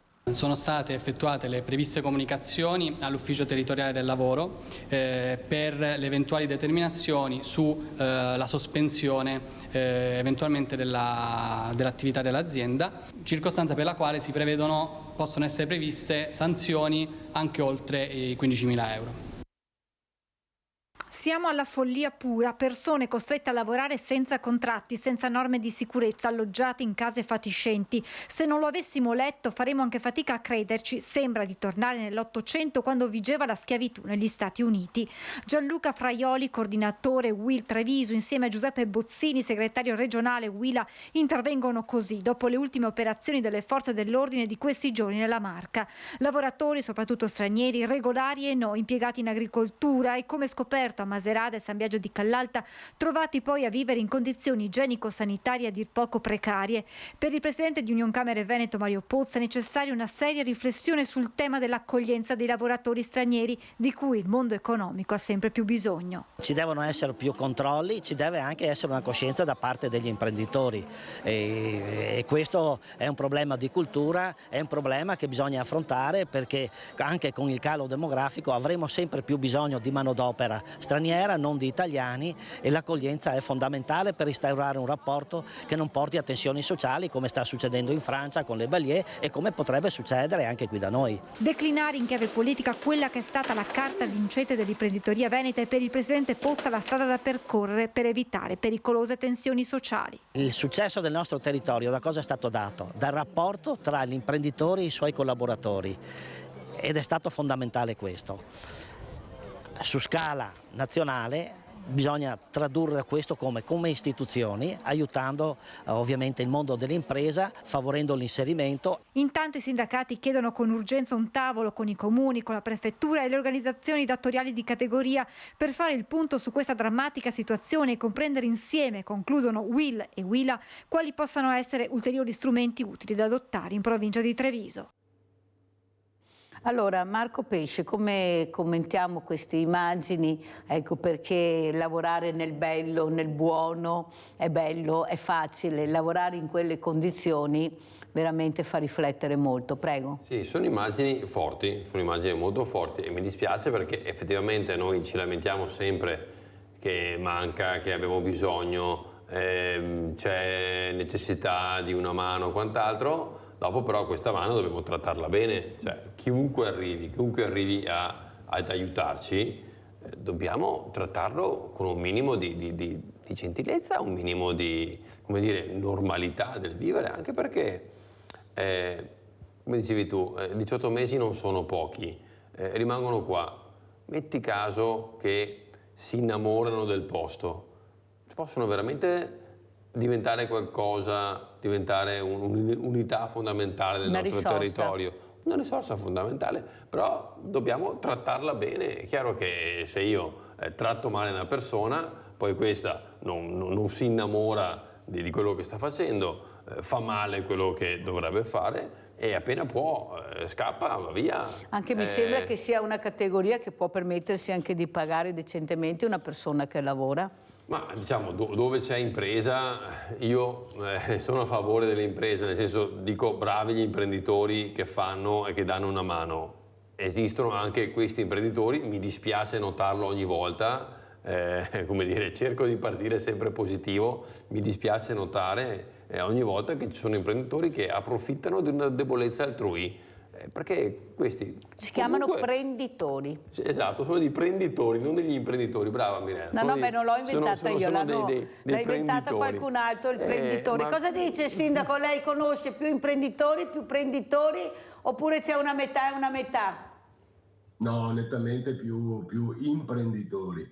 È inaccettabile quello che abbiamo visto, è inaccettabile che si vedano queste cose qua, ma proprio credo sicuramente è per merito di qualche prenditore e questo deve essere perseguito, quindi veramente un plauso anche alle forze dell'ordine tutte impegnate in queste cose qua e ancora una volta dico sempre ai cittadini, parlo per Gagliarine, qua siamo in un altro territorio, ma se vedete qualcosa avvisate, non abbiate paura, queste cose qua non fanno bene non solo chi le subisce, ma non fa bene proprio al territorio e alla comunità stessa. Quindi dobbiamo non avere più omertà e dire quello che vediamo che non funziona, appunto. Poi le indagini non compete né al sindaco né al singolo cittadino, le farà esclusivamente chiaramente le forze dell'ordine e chi è deputato. Allora, però, Sindaco, le dico anche quello che sto cercando di fare anch'io nel mio piccolo con Villa Margherita Inclusiva, dove vorrei aprire una scuola di giardinaggio. Visto che manca a Treviso una scuola di giardinaggio, ma può servire a tutti, perché nel momento che facciamo la formazione possiamo anche impiegare queste persone nei vari territori, nei vari comuni, per la pulizia e la cura magari delle nostre aiuole, dei nostri giardini, dei nostri parchi. Io mi sto attivando con questo anche con Abdallah Kalzagi, dove veramente ha una situazione che può essere molto utile a tutti voi, non ha mai avuto problemi di nessun genere, sta accogliendo anche queste persone, sta cercando di dare lavoro, di fare formazione che è molto importante, perciò io sono convinta, Sindaco, che se uniamo le forze tutti assieme, ma non un tavolo politico, un tavolo veramente dove si riesce a dare delle risposte, perché siamo stanchi di tavole di concertazione che poi non non portano a niente. Tante parole, tante promesse, ma alla fine rimaniamo sempre fermi. Dobbiamo agire, sindaco, dobbiamo metterci in prima linea e dare delle risposte, perché le possiamo fare. Non è che non le possiamo fare, il problema è che qualcuno non vuole partire, e mi fa molto piacere aver sentito quello che ha detto: dobbiamo sederci attorno a un tavolo. Certo. Marco Pesce. Un tavolo pratico, come dici tu, un tavolo pratico che deve mettere d'accordo sia chi arriva e ha bisogno e sia chi può dare. Io un banco solidale, Marco, fanno del pane fantastico, ma pensate che io semino il grano turco, poi i ragazzi dei Ceudo lo raccolgono, fanno dei sacchetti, io distribuisco, sindaco, i sacchetti di grano turco.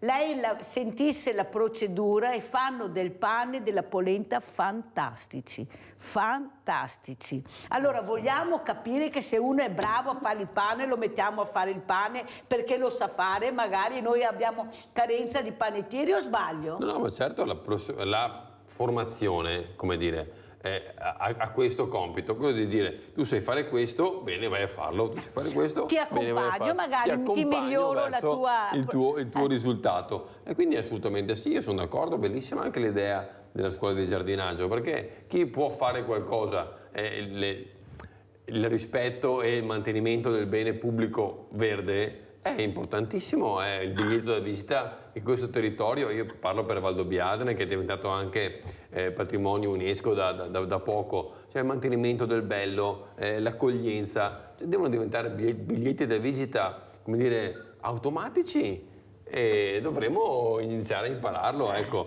Io poi rimango sempre... E partire con qualcosa, non solo parlare. Io rimango sempre nel dolce, quindi...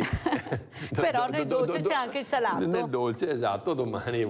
Abbiamo Sandra da Padova. Ciao Sandra. Ciao Mirella e buongiorno agli ospiti.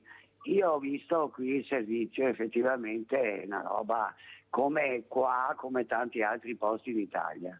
Purtroppo, cioè l'immigrazione incontrollata porta a questi risultati, perché porte aperte a tutti, cioè vediamo che tutti i giorni arrivano queste persone, chi per problemi economici, chi perché questo, chi perché quest'altro, però l'Italia è piena di queste persone. È chiaro che in mezzo c'è la persona per bene, c'è la persona che è delinquente, perché faccio notare che hanno aperto anche le carceri dalla Libia, dalla Tunisia e anche dal Marocco. Allora, se non c'è, ci sono delle regole. E poi un'altra cosa, è chiaro che gli imprenditori che approfittano devono essere... la polizia, la finanza ha fatto bene, qua sono d'accordo, però c'è anche un discorso da fare.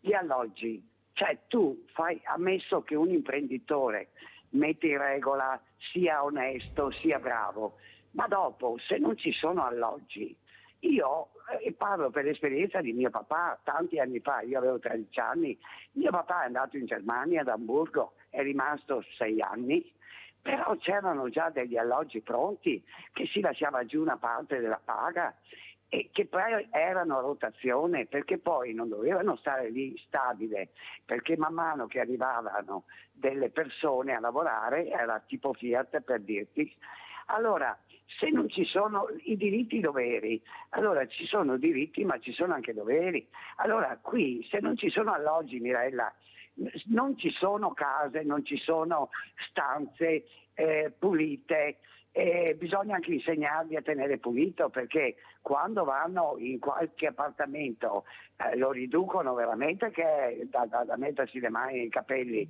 cioè non hanno neanche tanti la cultura di quello che sono le pulizie. Dopo è chiaro che ci troviamo in queste condizioni. Poi volevo dire, per quanto riguarda il signor Pesce, che l'ho visto tante volte in qualche televisione a parlare, e mi complimento con tutti e due, mi complimento per i dolci, perché io non sono una che ama moltissimi dolci, però metti se esco una volta magari alla settimana, mi piace anche il tiramisù, per me è il massimo. Però io mi ricordo che mia mamma, una volta non c'erano le merendine, mia mamma mi preparava la naccia con la farina di castagne con l'olio di oliva, metteva dentro i fichi, metteva dentro, non so, le mandorle, quello che c'era in casa, perché non è che si andava a comprare per fare il dolce, quello che ti offriva, diciamo, non c'erano i supermercati, c'era il casoin. Allora, questi dolci, diciamo, vecchi, che io la naccia, con la polenta avanzata faceva lo stesso il dolce, che erano buoni. Allora, sti bambini, invece c'è una pubblicità martellante, e il mulino bianco e le merendine. Io quando vedo per strada sti ragazzi, allora o hanno sti paninazzi che dentro c'è di tutto e di più, e non vedi, è raro vedere la ragazza o il ragazzino. Sandra, devo chiudere, sei arrivata lunga, non posso più andare avanti. Sono tutti abbastanza obesi. L'abbiamo detto prima, grazie Sandra delle riflessioni che hai fatto, anche dei suggerimenti, questo dolce che io non conoscevo. Ecco, hai sentito questo dolce nuovo che faceva la mamma di Sandra. Allora Sindaco, come commentiamo? Anzi, andiamo a vedere questo, volevo chiudere proprio con questo video, ipotesi migranti Gaiarini, andiamo a vedere.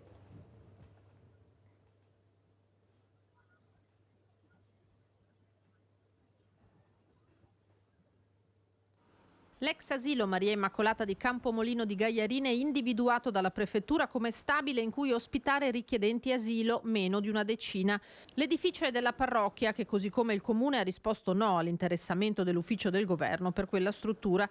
È stato lo stesso prefetto Angelo Sidoti a sottoporre l'idea al sindaco Diego Zanchetta. In attesa di adesioni al bando per i 400 nuovi posti letto per i migranti si testa anche la disponibilità dei singoli comuni. Pensare ad un'accoglienza diffusa in un paese, ancora di più in una frazione come Campomolino, dove manca di veramente tutti i servizi, non c'è una corriera, penso domani mattino la semplice bottiglia d'acqua mi viene naturale che chiamino il sindaco, e il sindaco fa che tutto il giorno andare a portarli su e giù a prendere anche le prime necessità. E poi c'è l'aspetto dell'integrazione, non la vedo proprio che qua si possano integrare delle persone con una comunità, ripeto, senza servizi. Di contro c'è che anche qui, a confine con il Friuli, le aziende faticano a trovare personale e l'immigrazione rimane l'unica risposta. Questa potrebbe essere una risorsa e potrebbe essere anche una vera integrazione, ma va fatta a tavolino e va fatta prima e non portandoli qua e poi Dio vede, Dio provvede. L'occhio che la prefettura ha posato su Gaiarine solleva però scontento anche a livello politico. Mi sembra che anche la frazione di Campomolino sia un po' diciamo, non dico il subbuglio, ma sia un po' preoccupata. Adesso vediamo l'evoluzione, insomma. Il problema è questa situazione nasce tutta da monte, perché dopo scaricare tutta nelle periferie, nei comuni, sicuramente viene fuori non dico la guerriglia, ma viene fuori un caos inaccettabile. Fantuz, pur da leghista storico, non risparmia una critica al governo. Chi è ai vertici adesso del governo ha fatto una campagna elettorale molto forte sul discorso dei sbarchi. Il famoso detto mettiamo il blocco navale sicuramente aveva dato un segnale molto forte, e invece vediamo che insomma su questo fronte non ci sono risultati. Tra la gente c'è timore, come pure tra esercenti e commercianti, già alle prese con le conseguenze di Covid e caro prezzi. Già quello rallenta un po' la possibilità di uscire della gente. Se poi ci mettiamo anche questa problematica, allora la gente non si muove più, diventa un Bronx, questo non è più un paese. Allora, Sindaco, come ci saluta e cosa vuole dire?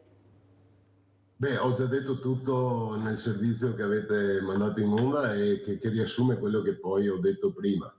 Io mi auguro veramente tanta serenità per tutti, perché ne abbiamo bisogno, non abbiamo bisogno di polemizzare, ma abbiamo bisogno di fare.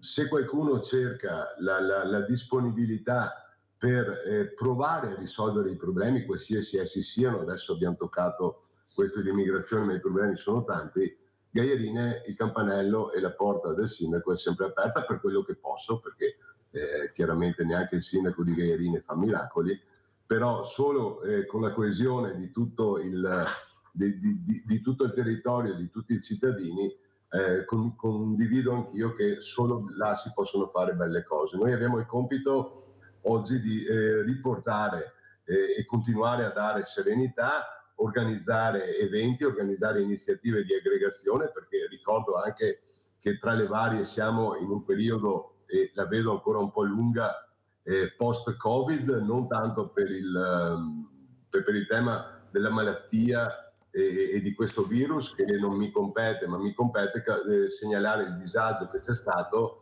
in termini di relazioni tra le persone, che ripeto sono ancora poche. Quindi noi abbiamo l'obbligo di organizzare eventi, a Gaiarine ne facciamo tanti, abbiamo la mostra di Augusto D'Aolio che è il fondatore dei Nomadi ad esempio, e poi stiamo proiettati sulla tragedia del Vajont, che quest'anno ricorre tra l'altro il 60° anniversario, e poi via con il Natale, e poi via tutto un susseguirsi di eventi che dobbiamo fare nel nostro piccolo. Grazie, che salutiamo il sindaco di Gaiarine, Diego Zanchetta. Ecco, cercheremo di fare anche questo tavolo di formazione.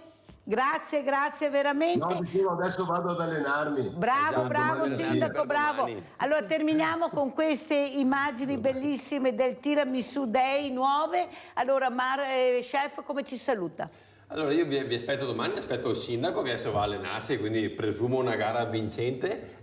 La gara noi stiamo vedendo sempre un maggior impegno da parte dei concorrenti, quindi sono molto contento. Ecco qua le immagini, guardate, della collina a quest'ora. Esatto, l'obiettivo è sempre quello di valorizzare la cultura, la gastronomia e uno dei dolci più buoni di Treviso, e raccogliere fondi a favore di Telethon. Gli eventi sono a 360 gradi, quindi c'è una passeggiata al mattino, poi abbiamo il laboratorio bambini, tiramisù dei sindaci, tiramisù per i celiaci intolleranti, e poi c'è la parte sfilata in abiti d'epoca, la parte culturale. Bellissimo. Che vuole essere veramente un ringraziamento a tutte quante le donne, le mamme, le nonne, le persone che hanno creato la cucina italiana. Perciò domani tutti fuori di casa, tutti a divertirsi, esatto, famiglia intera, perciò venite a divertirvi perché ce n'è per tutti. Grazie anche a Marco Pesce, chef, docente dell'Accademia delle Professioni Valdobbiadene, organizzatore Tiramisù Day. Grazie, pubblicità.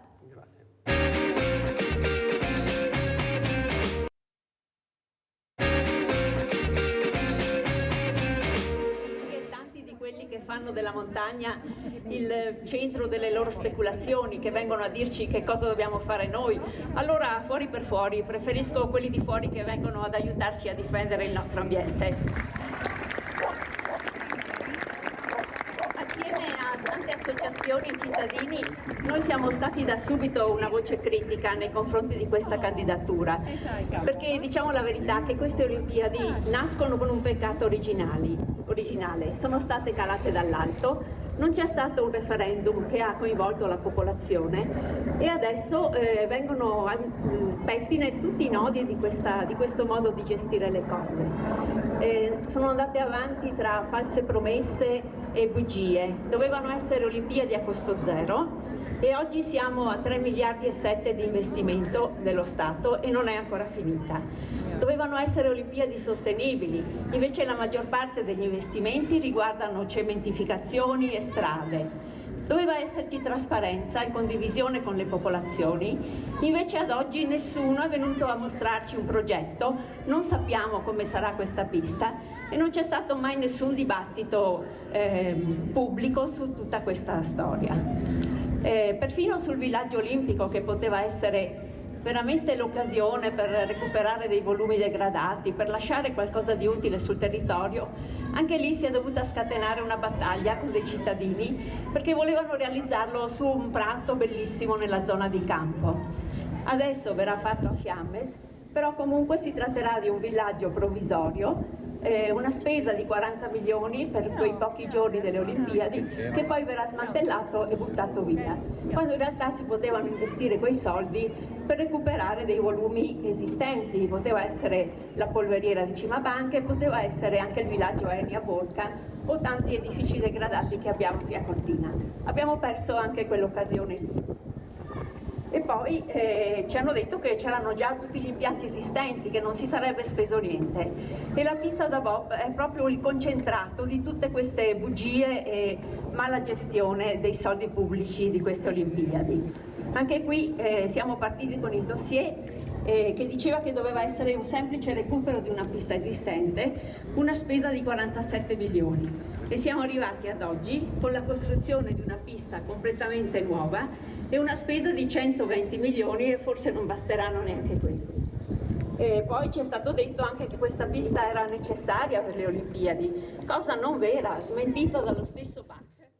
Allora è con noi un caro ospite molto gradito alla Mirella, che è Giancarlo Gazzola, vicepresidente di un'associazione importantissima. Si presenti, anzi, prego. Buongiorno, sono Giancarlo Gazzola, vicepresidente di un'associazione Mountain Wilderness Italia, che è un'associazione che si occupa soprattutto per la tutela dell'ambiente montano. E quindi in queste occasioni che abbiamo appena visto il filmato con la nostra consigliera amica De Zanna del Consiglio di Cortina, e quindi noi ci stiamo occupando proprio in questi anni delle Olimpiadi e delle grandi problematiche che ci stanno portando per la devastazione dell'ambiente alpino. Saluto anche il dottor Marino Parolin, veterinario. Buongiorno dottor Parolin. Buongiorno Mirella. Buongiorno, come sta dottore? Lei, grazie. Dottore, vedendo queste immagini, sentendo questi cittadini che si uniscono per un bene comune, è molto importante, perché dobbiamo mandare questo messaggio stamattina. Quando io dico guardate che dovete parlare, dovete telefonare, dovete farvi vedere, farvi sentire, guardate che l'effetto si è visto, perché stanno cambiando quello che era l'origine del discorso delle Olimpiadi Cortina-Belluno. Cosa dice, dottor Parolin, lei? Animali, montagne, chi ne ha più ne metta, prego. Beh, intanto io mi sono collegato da poco e ho visto un po' le ultime immagini che venivano della signora che parlava nel palco e ho apprezzato molto il suo ospite. Le devo dire una cosa, Mirella, che concordo pienamente con lei per quanto riguarda anche l'utilizzo al meglio di questi fondi, a maggior ragione per lo spirito di De Coubertin. L'importante è partecipare e non vincere. Ho seguito con una certa attenzione la questione della pista da bob e l'ho trovato francamente anche del villaggio olimpico. Io penso che sia proprio nel concetto del risparmio del suolo così talmente vulnerabile e vulnerato, mi viene in mente anche la tempesta Vaia, che a maggior ragione ciò che c'è in disuso vada con questa occasione recuperato per ridare anche una certa riqualificazione del territorio, posti di lavoro e non cattedrali nel deserto che poi addirittura possono essere anche smontate. Mi permetto di dirle una cosa e penso che sia anche collegandomi giustamente alle sue parole, Mirella.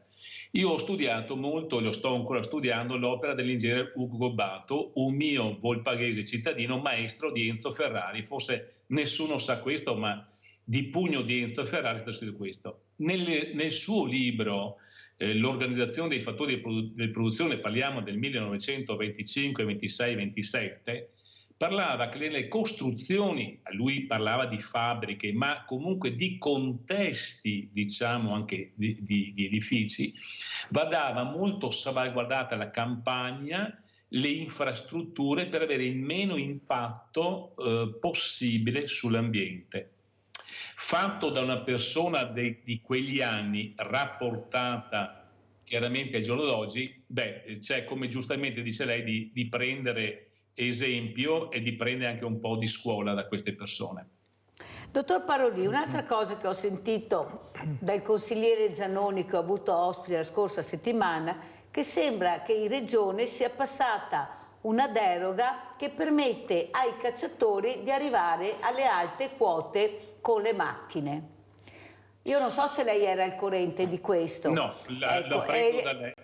Ecco, e allora glielo dico io, perché prima erano autorizzati solo gli abitanti che vivevano là naturalmente per forza per arrivare a casa, e sembra invece che adesso ci sia questa possibilità da parte di cacciatori di arrivare alle alte vette. Sentiamo Gazzola cosa dice, sì. Poi sentiamo il commento del dottor Parolin, sì. Visto che parliamo di animali anche che ormai stanno scomparendo. Ho sentito anch'io questa notizia proprio da Andrea Zanoni e la cosa è molto preoccupante, perché non è possibile, perché sono cacciatori, loro debbano avere il permesso e le autorizzazioni di andare sui fuoristrada, sulle strade anche non forestali, solo per cacciare gli animali, che ormai la caccia è diventata uno sport, non è più una necessità, quindi dobbiamo renderci conto anche di questo. E comunque che la regione dia queste autorizzazioni è veramente scandaloso, non è permesso di andare su con queste vetture e tantomeno per andare a cacciare gli animali.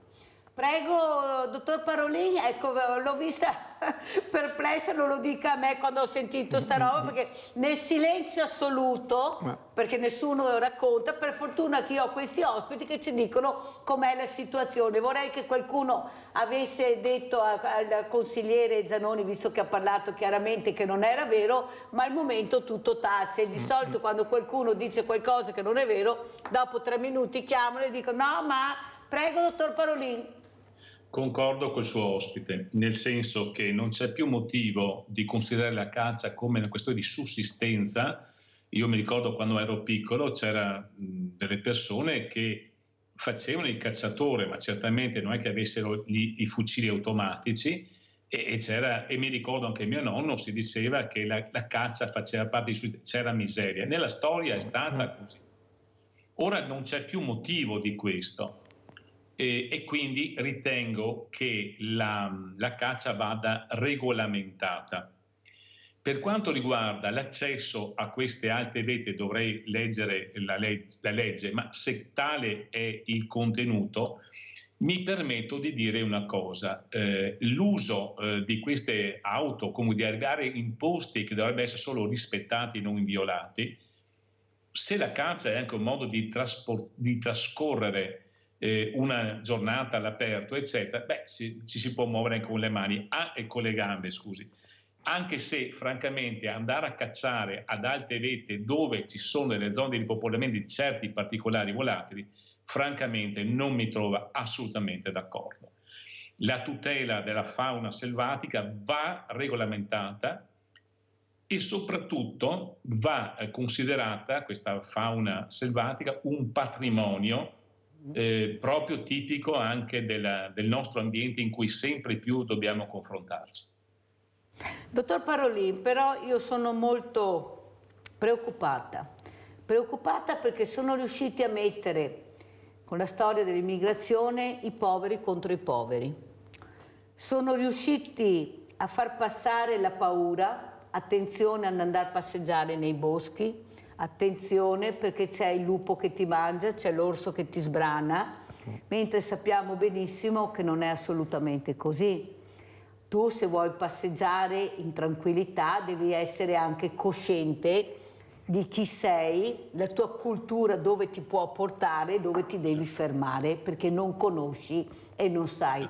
Tu non puoi diventare padrone in casa degli altri perché una mattina ti svegli e vuoi farti le tue regole perché gli altri non te le hanno messe, perciò tu le fai tue. Cosa dice Gazzola? Ma sì, certamente, c'è anche questa paura che bisogna mettere ai cittadini, alle persone, che non bisogna entrare in certe zone perché c'è il lupo oppure l'orso, che addirittura adesso è diventato veramente un grosso problema. Ma il problema è per la politica che la sta esagerando questo sistema, soprattutto la provincia di Trento. E non è così, cioè bisogna un attimino adattarsi e capire che esistono anche questi animali. Giustamente loro ci vivono anche prima di noi dell'essere umano, erano presenti nei nostri territori e quindi dobbiamo sapere che anche questi dobbiamo convivere con questi animali, ma non sono così pericolosi come li stanno dimostrando, perché l'animale, soprattutto l'orso e il lupo, quando lui ci sente ci vede molto prima che noi vediamo loro, quindi loro temono l'uomo e cercano di andarsene. Quando è che può diventare aggressivo? Quando noi magari andiamo per fare le solite immagini, riprese cinematografiche o con le macchine fotografiche o il cellulare, che andiamo a disturbare questi animali, soprattutto se hanno i cuccioli. Quindi naturalmente la mamma orsa o la mamma lupo è logico che va in cerca di difendere i propri cuccioli, come faremo tutti noi esseri umani.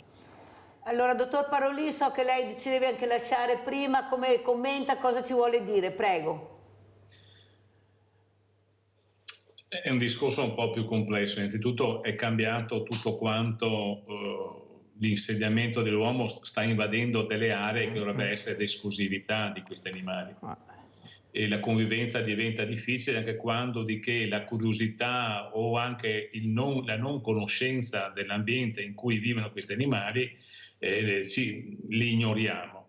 E quindi concordo con il suo ospite in questo senso. Io resto anche di norme ancora più restrittive se ci sono delle aree vere e proprie in cui c'è praticamente ad esclusività di questi animali, dovremmo avere semmai delle restrizioni di visite turistiche eccetera, semmai regolamentate da delle guide apposite che ci portano in questi posti.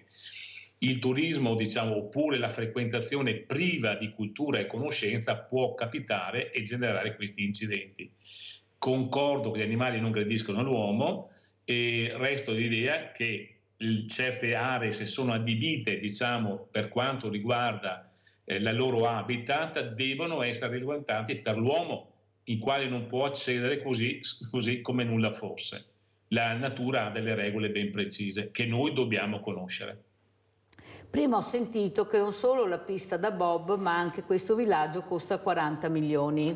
Per poco tempo, non so se è vero o non è vero, poi si disfa tutto e si butta via. Forse se impiegassero questi soldi per la segnaletica, visto che stiamo parlando di Cortina, e Cortina non è a Venezia ma è a Belluno, di una segnaletica seria che faccia capire l'importanza quando tu passeggi, ecco, nel modo di vestire. Avete sentito come si presentano certe persone, e sì che l'informazione c'è, perché non possono dire che non c'è, ma veramente di fare una cosa seria in questo paese, in questo territorio, forse noi saremmo grati, ma ci uniremo, noi stiamo unendo le forze, i cittadini hanno capito che devono dare il proprio messaggio, che è la presenza, che è fondamentale, perché la politica quando vede le presenze e i numeri, ricordatevi, allora cambiano. Avete visto come è successo con la pista da bob, adesso passano il cerino, mai detto io che volevo la pista da bob, mai detto io, ma ci mancherebbe, mai voluta io, e passano il cerino, invece c'è un nome, un cognome, anzi nomi e cognomi per arrivare a quello che fa, tanto è vero che Cortina ha perso il sindaco che aveva firmato determinati documenti, e hanno eletto una nuova figura di sindaco, o sbaglio Gazzola? Certo, e soprattutto è che all'inizio, quando erano state proposte di prendere, tra virgolette, le Olimpiadi in Italia, all'inizio erano quasi tutti i partiti politici che le volevano, ma perché erano state dette e firmate che dovevano essere ecosostenibili, a impatto zero. Ok, noi non siamo contrari alle Olimpiadi, ma le vogliamo che vengano fatte in maniera con un certo criterio, anche perché dovevano essere a livello mondiale le prime veramente ecosostenibili. Invece non hanno rispettato una virgola di quello che hanno firmato con il CIO, con il Comitato Olimpico. Quindi è veramente una vergogna questa cosa qui, ma al di là della vergogna è che stiamo distruggendo il paesaggio, perché anche solo per la pista di bob ci sarà la devastazione del territorio, distruggeremo ettari di bosco secolare, perché avremo dei larici che hanno più di 100 anni, quindi verrà distrutta un'area di oltre 2,5 ettari, e quindi abbiamo bisogno di ossigeno e andiamo a tagliare alberi. Tra l'altro nel progetto della pista di bob, la prima opera da fare, che la pista venga fatta oppure no dopo nei tempi giusti, la prima cosa da fare è tagliare il bosco per fare spazio eventualmente al cantiere. Quindi intanto tagliamo il bosco, poi se la pista si farà, bene, se no il bosco intanto verrà tagliato. E poi ci sono queste problematiche anche del villaggio olimpico, come hai citato, che è una costruzione che verrà fatta prefabbricata. Però devono costruire comunque le gettate di cemento, gli impianti e quant'altro, no? E poi, finito i 20 giorni di Olimpiadi, questo villaggio olimpico sarà smantellato e non servirà più a nulla. Noi avevamo fatto delle proposte come associazioni ambientaliste di usare delle strutture già esistenti, recuperarle, che poi, finite le Olimpiadi, potevano essere usate per la cittadinanza, ma questo non viene ascoltato. Noi avevamo proposto anche a Borca di Cadore il villaggio Eni da restaurare, poi potevano essere usati veramente per i cittadini, ma non viene ascoltato. Preferiamo buttare oltre 40 milioni di euro su delle strutture che poi verranno cestinate, chissà dove andranno a finire, perché avranno il loro perché. Eppure la montagna manda dei segnali, la montagna è fragile, in molti casi, in molte situazioni la montagna sta franando, mettendo anche a rischio gli abitanti delle zone, chi abitano da tanti anni, perché non è che chiede permesso quando ha deciso di fare questo. Chi è che non mi dice che con tutte queste infrastrutture, chissà il sottosuolo come risponde? Chissà, perché tutti hanno la famosa matta in tasca. Io so tutto, io faccio tutto con i soldi nostri, calma, non con i loro soldi. Se lo facessero con i loro soldi, forse potremmo anche fare la pista da bob, non là, però, ma con i soldi nostri vorremmo che forse fossero impiegati in maniera diversa, forse più ai servizi alle persone che tanto necessitano in questo paese, che hanno bisogno. Prego. Andiamo a buttare 124 milioni e non è detto che siano finiti per la pista di bob, che poi non verrà più usata, perché loro continuano a insistere che poi faranno il taxi bob, che è una stupidata che fanno anche a Innsbruck, ma hanno visto già a Innsbruck in Austria che non funziona, cioè mettono dentro i turisti su questo carrello, in estate li spingono giù per questo budello di cemento per 2 minuti di gara a 170 euro a persona a corsa, ma figuriamoci. Possiamo portare una giostra del Luna Park, che tanto ce ne sono, che vadano a Gardaland, voglio dire, no? Cosa andiamo a distruggere la montagna e cementificare tutto, che poi la struttura, il CIO aveva detto che le opere dovevano essere restaurate, sistemate, e gran parte quelle nuove dovevano essere smontabili, no? Ti pare che la pista di bob si possa smontare dopo? E i costi della manutenzione? La manutenzione che rimarrà al comune di Cortina poi, noi abbiamo fatto i calcoli che verrà a costare all'anno circa 1,5 milioni di euro. E tutte le piste di bob delle altre Olimpiadi che sono state fatte negli anni precedenti sono state tutte abbandonate per questo motivo, perché non sono sostenibili, non si può più reggere questa cosa. Addirittura dei vecchi campioni di bob che noi abbiamo incontrato, e uno era presente anche a Cortina, ha detto che ormai il bob è finito. Perché? Ma non perché lo sport non poteva essere importante, ma perché non si riesce più a gestirlo. Poi con i cambiamenti climatici come facciamo? Non nevica neanche più. A mantenere il ghiaccio, continuare le spese elettriche con tutto quello che costa adesso la vita. I ghiacci si sciolgono e noi facciamo la pista da bob. Grandi! Giulia da Venezia, vai Giulia! Ciao Mirella, ciao. Buongiorno a tutti e ai tuoi cari ospiti che hai là. Allora Mirella, mi hai sentita fino adesso? Sì, Mirella? benissimo. Sì. E allora Mirella, condivido tutto quello che dicono i tuoi ospiti, perché veramente non si possono distruggere tutti quegli alberi, gli larici che ha detto, che la natura, insomma l'ambiente, ma non hanno ancora distrutto abbastanza. Cosa vogliono fare? Io Mirella spero proprio che non la facciano, e anzi non so Mirella, che vengano anche mandati via quelli che hanno progettato quella cosa, perché in un momento come questo che tu sai e vedi coi tuoi occhi e tocchi con le mani, a stanziare quei soldi per fare quella pista là. E dopo Mirella volevo dire un'altra cosa a riguardo della caccia. La caccia Mirella, se fosse per me farei 10 firme in un referendum per abolirla, perché anche là hanno distrutto tutto, non ci sono più i passeri, non c'è più niente Mirella. Io ho un po' di giardino, vengono queste bestioline a volte a ripararsi qua, però dove non hanno da ripararsi sono preda dei cacciatori. E poi guarda Mirella, quelli che non vogliono che questa caccia venga anche magari riformata, non so, come adesso una libertà così. A volte ti sparano per i campi qua e mi vengono i pallini nei muro. E allora volevo dire Mirella che la politica è entrata dappertutto, perché guarda, è una marea di voti che vanno là per la caccia, perché tu osserva quelli che non la vogliono toccare. Allora Mirella ti ringrazio per lo spazio che mi hai dato, saluto tutti i tuoi ospiti che hai là e auguro a tutti una buona giornata.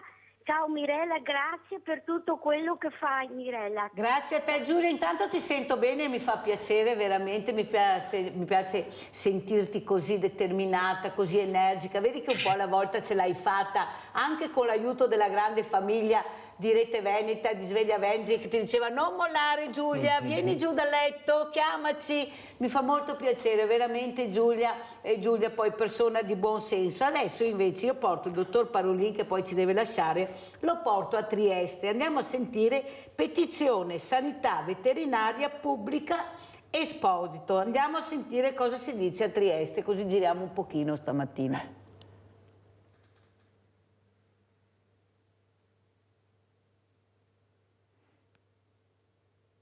Avviare uno studio di fattibilità per una sanità pubblica veterinaria in Friuli Venezia Giulia. Questo è il punto di partenza che l'istruttore cinofilo Emanuele Esposito, ospite di Tele4 ogni venerdì mattina con una rubrica dedicata agli animali d'affezione, ha avviato dagli schermi della nostra emittente. Come Regione Friuli Venezia Giulia sappiamo che abbiamo l'autonomia dal punto di vista sanitario e quindi abbiamo un maggiore margine di manovra sull'utilizzo dei fondi e quindi ho detto perché non provare a lanciare questa petizione sulla sanità pubblica veterinaria.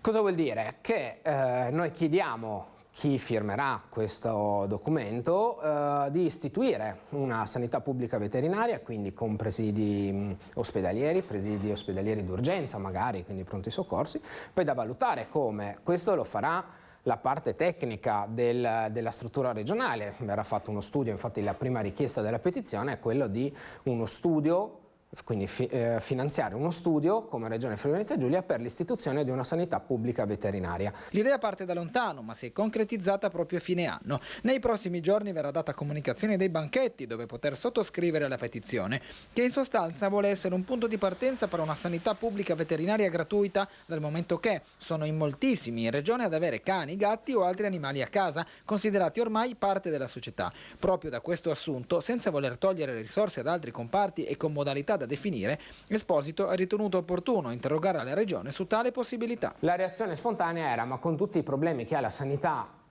per gli esseri umani, figurati se dobbiamo andare a pensare a spendere soldi, a investire su una sanità pubblica veterinaria. Certo, ritengo che gli animali d'affezione ormai nella nostra società siano una parte fondamentale, consolidata, e va tenuto conto dei benefici che portano ai singoli e alle intere comunità gli animali d'affezione, di cui va sottolineata la sempre più elevata presenza nelle nostre abitazioni e famiglie.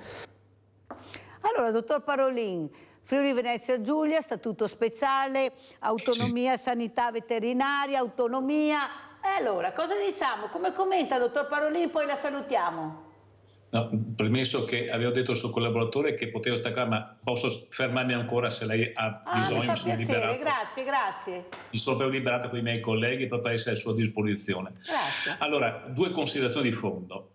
La Regione Friuli Venezia Giulia è un essere a sé in quanto ente autonomo e quindi dispone di fondi rispetto al Veneto, per esempio, decisamente diversi. Dopo non so se siano o meno, non spetta a me dirlo, amministrati meglio. E questo anche per collegarci al discorso della pista da bob. Per quanto riguarda la sanità pubblica, io resto sempre un fautore che al cittadino si deve dare la possibilità di scegliere o la sanità privata o la sanità pubblica. In questo caso io ravviso un problema che sicuramente per i ceto meno abbienti, mi viene in mente i pensionati eccetera, le persone meno abbienti, la possibilità di poter avere delle prestazioni certamente, se non gratuite, perché non è neanche più la sanità pubblica gratuita, ma almeno a prezzi già più contenuti, mi trova d'accordo. L'organizzazione di una assistenza veterinaria pubblica, mi creda però, è molto complessa e mi riferisco per esempio alla gestione di un ambulatorio in cui il caso viene gestito all'interno di 1 o 2 persone, lo si lega come proprio e non c'è, e quando sono in una struttura complessa tocca a me, tocca a te, si parla, molte volte ci si disperde nella continuità del caso. Quindi io penso che se c'è una finalità sociale ben vengano anche qui da noi, nel senso che molte volte ormai proprio per la gestione di un pronto soccorso veterinario, per esempio notturno, anche la struttura privata è in grossa difficoltà. Io penso per esempio che una provincia come, è una mia opinione, ma proprio quest'anno sono 40 anni che lavoro, quindi posso dire anche la mia esperienza professionale. L'organizzazione di un pronto soccorso, per esempio provinciale, quando sono 2 o 3 strutture in una provincia, per esempio come Treviso, che fa 24/24, è più che sufficiente, anche perché una struttura così come si voglia impostare richiede tanti professionisti, e se le strutture private sono in difficoltà per garantire questa continuità, mi chiedo francamente come possano organizzarla quella pubblica. Ma questo come aspetto organizzativo, la finalità mi trova d'accordo. Ci sono persone che non possono curare se stessi, pensi quando hanno un animale che per loro è una fonte anche di compagnia, noi stessi facciamo la nostra parte. E quindi non può che trovarmi d'accordo in un'iniziativa. Certo, il Friuli Venezia Giulia è un'oasi sotto il profilo dei fondi, ma questo fa parte dell'eterno problema delle regioni autonome. Quindi firmerei anch'io se fossi là per dare, perché resto comunque sempre dell'idea che al cittadino bisogna dare la equa possibilità di rivolgersi o dalla fonte privata o dalla fonte pubblica. In questo caso la vedrei un servizio rivolto per le ceti sociali che hanno meno, specialmente in questo momento in cui l'aspetto economico è molto difficile, e lo vedrei proprio una cosa molto Vabbè, lo dice a me che è un banco solidale, perciò pensi cosa posso pensare sentendola parlare, a quello che vedo e a quello che sento, soprattutto queste figure, questi delicate, diversamente giovani come li chiamo io, che hanno questi animali, ci chiedono le crocchette oppure i soldi per poterlo curare. Sì, purtroppo. Allora, visto che il tempo corre ed è tiranno, andiamo a vedere anche questo video istituzionale di Giancarlo Gazzola, poi lo commentiamo. Andiamo a vedere.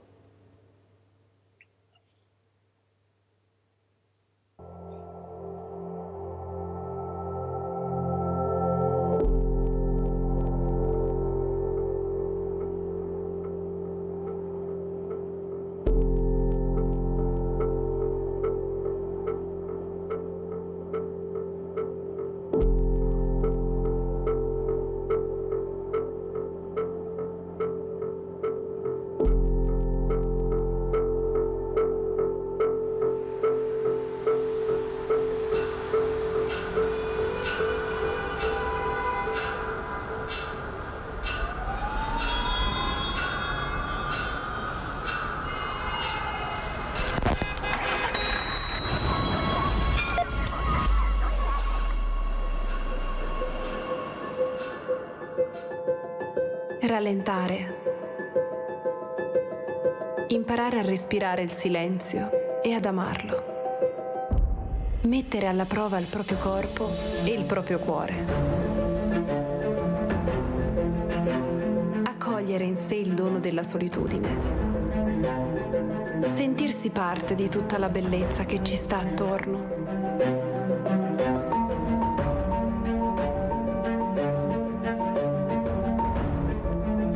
Piccoli e grandi di fronte ad orizzonti senza confini.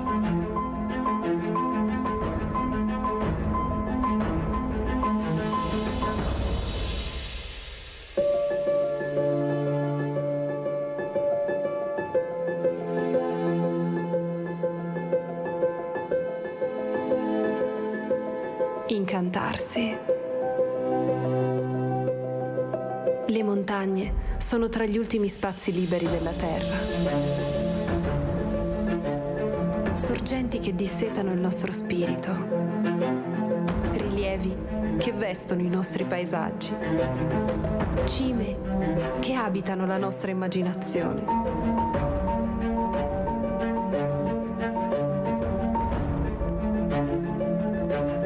Accogliamo nel cuore il messaggio della wilderness per riscoprire il valore creativo del rapporto tra l'uomo e l'ambiente naturale. Quella patria segreta in cui vive una parte irrinunciabile di noi stessi.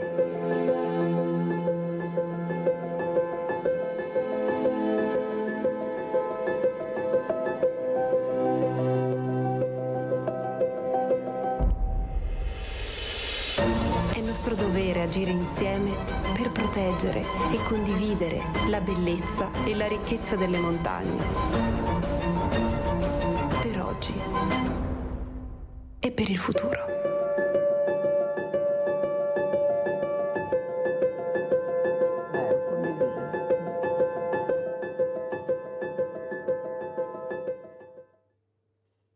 Molto bello questo video, molto importante le parole che avete sentito e letto. Allora, come ci saluti Giancarlo Gazzola? Cosa vuoi dire?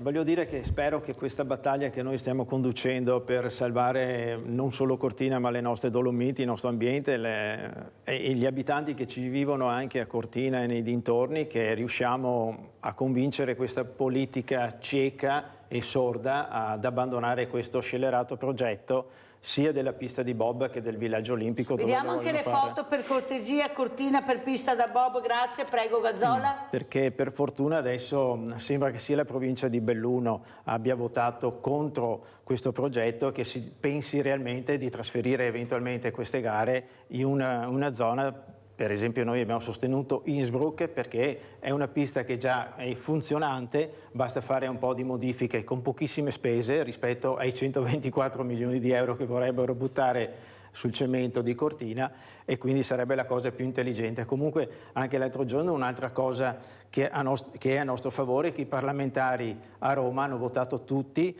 per far ragionare sia la Fondazione delle Olimpiadi sia le infrastrutture Simico di valutare veramente un'alternativa alla pista di bob di Cortina. Quindi siamo sulla buona strada. Siamo riusciti a dare scossone, secondo te? Secondo me stanno barcollando adesso, anche perché contro di loro hanno il tempo che è diventato molto ristretto, quindi i tempi per la costruzione proprio materiale sta diventando difficilissima e si stanno rendendo che i costi sono altissimi.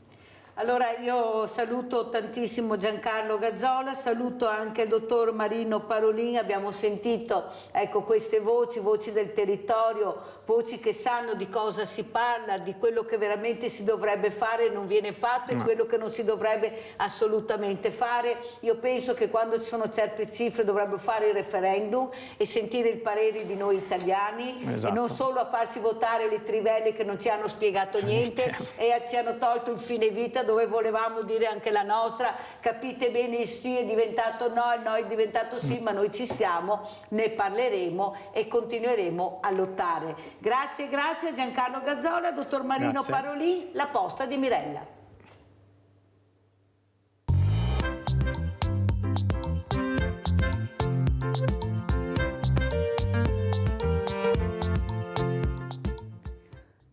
Inizierei proprio come tutti i sabati con questa poesia che ho scelto per voi, poesie che fanno riflettere, di Danilo Mason, per tutti arriva sera, speraria che arrivasse sera anche per qualcheduno altri.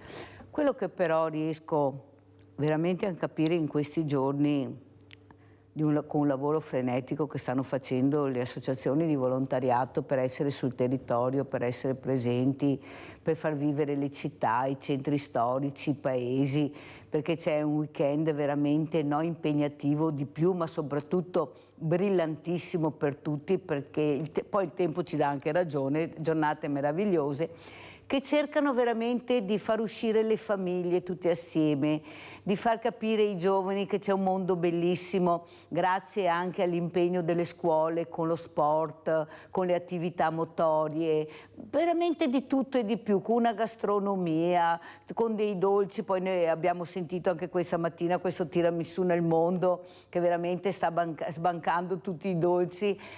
Però quello che voglio farvi capire è l'allegria che c'è nel mondo del volontariato. Se voi oggi uscite e osservate quelli che lavorano, ma col sorriso, con impegno, con professionalità, e non si aspettano nessun grazie, lo fanno e basta.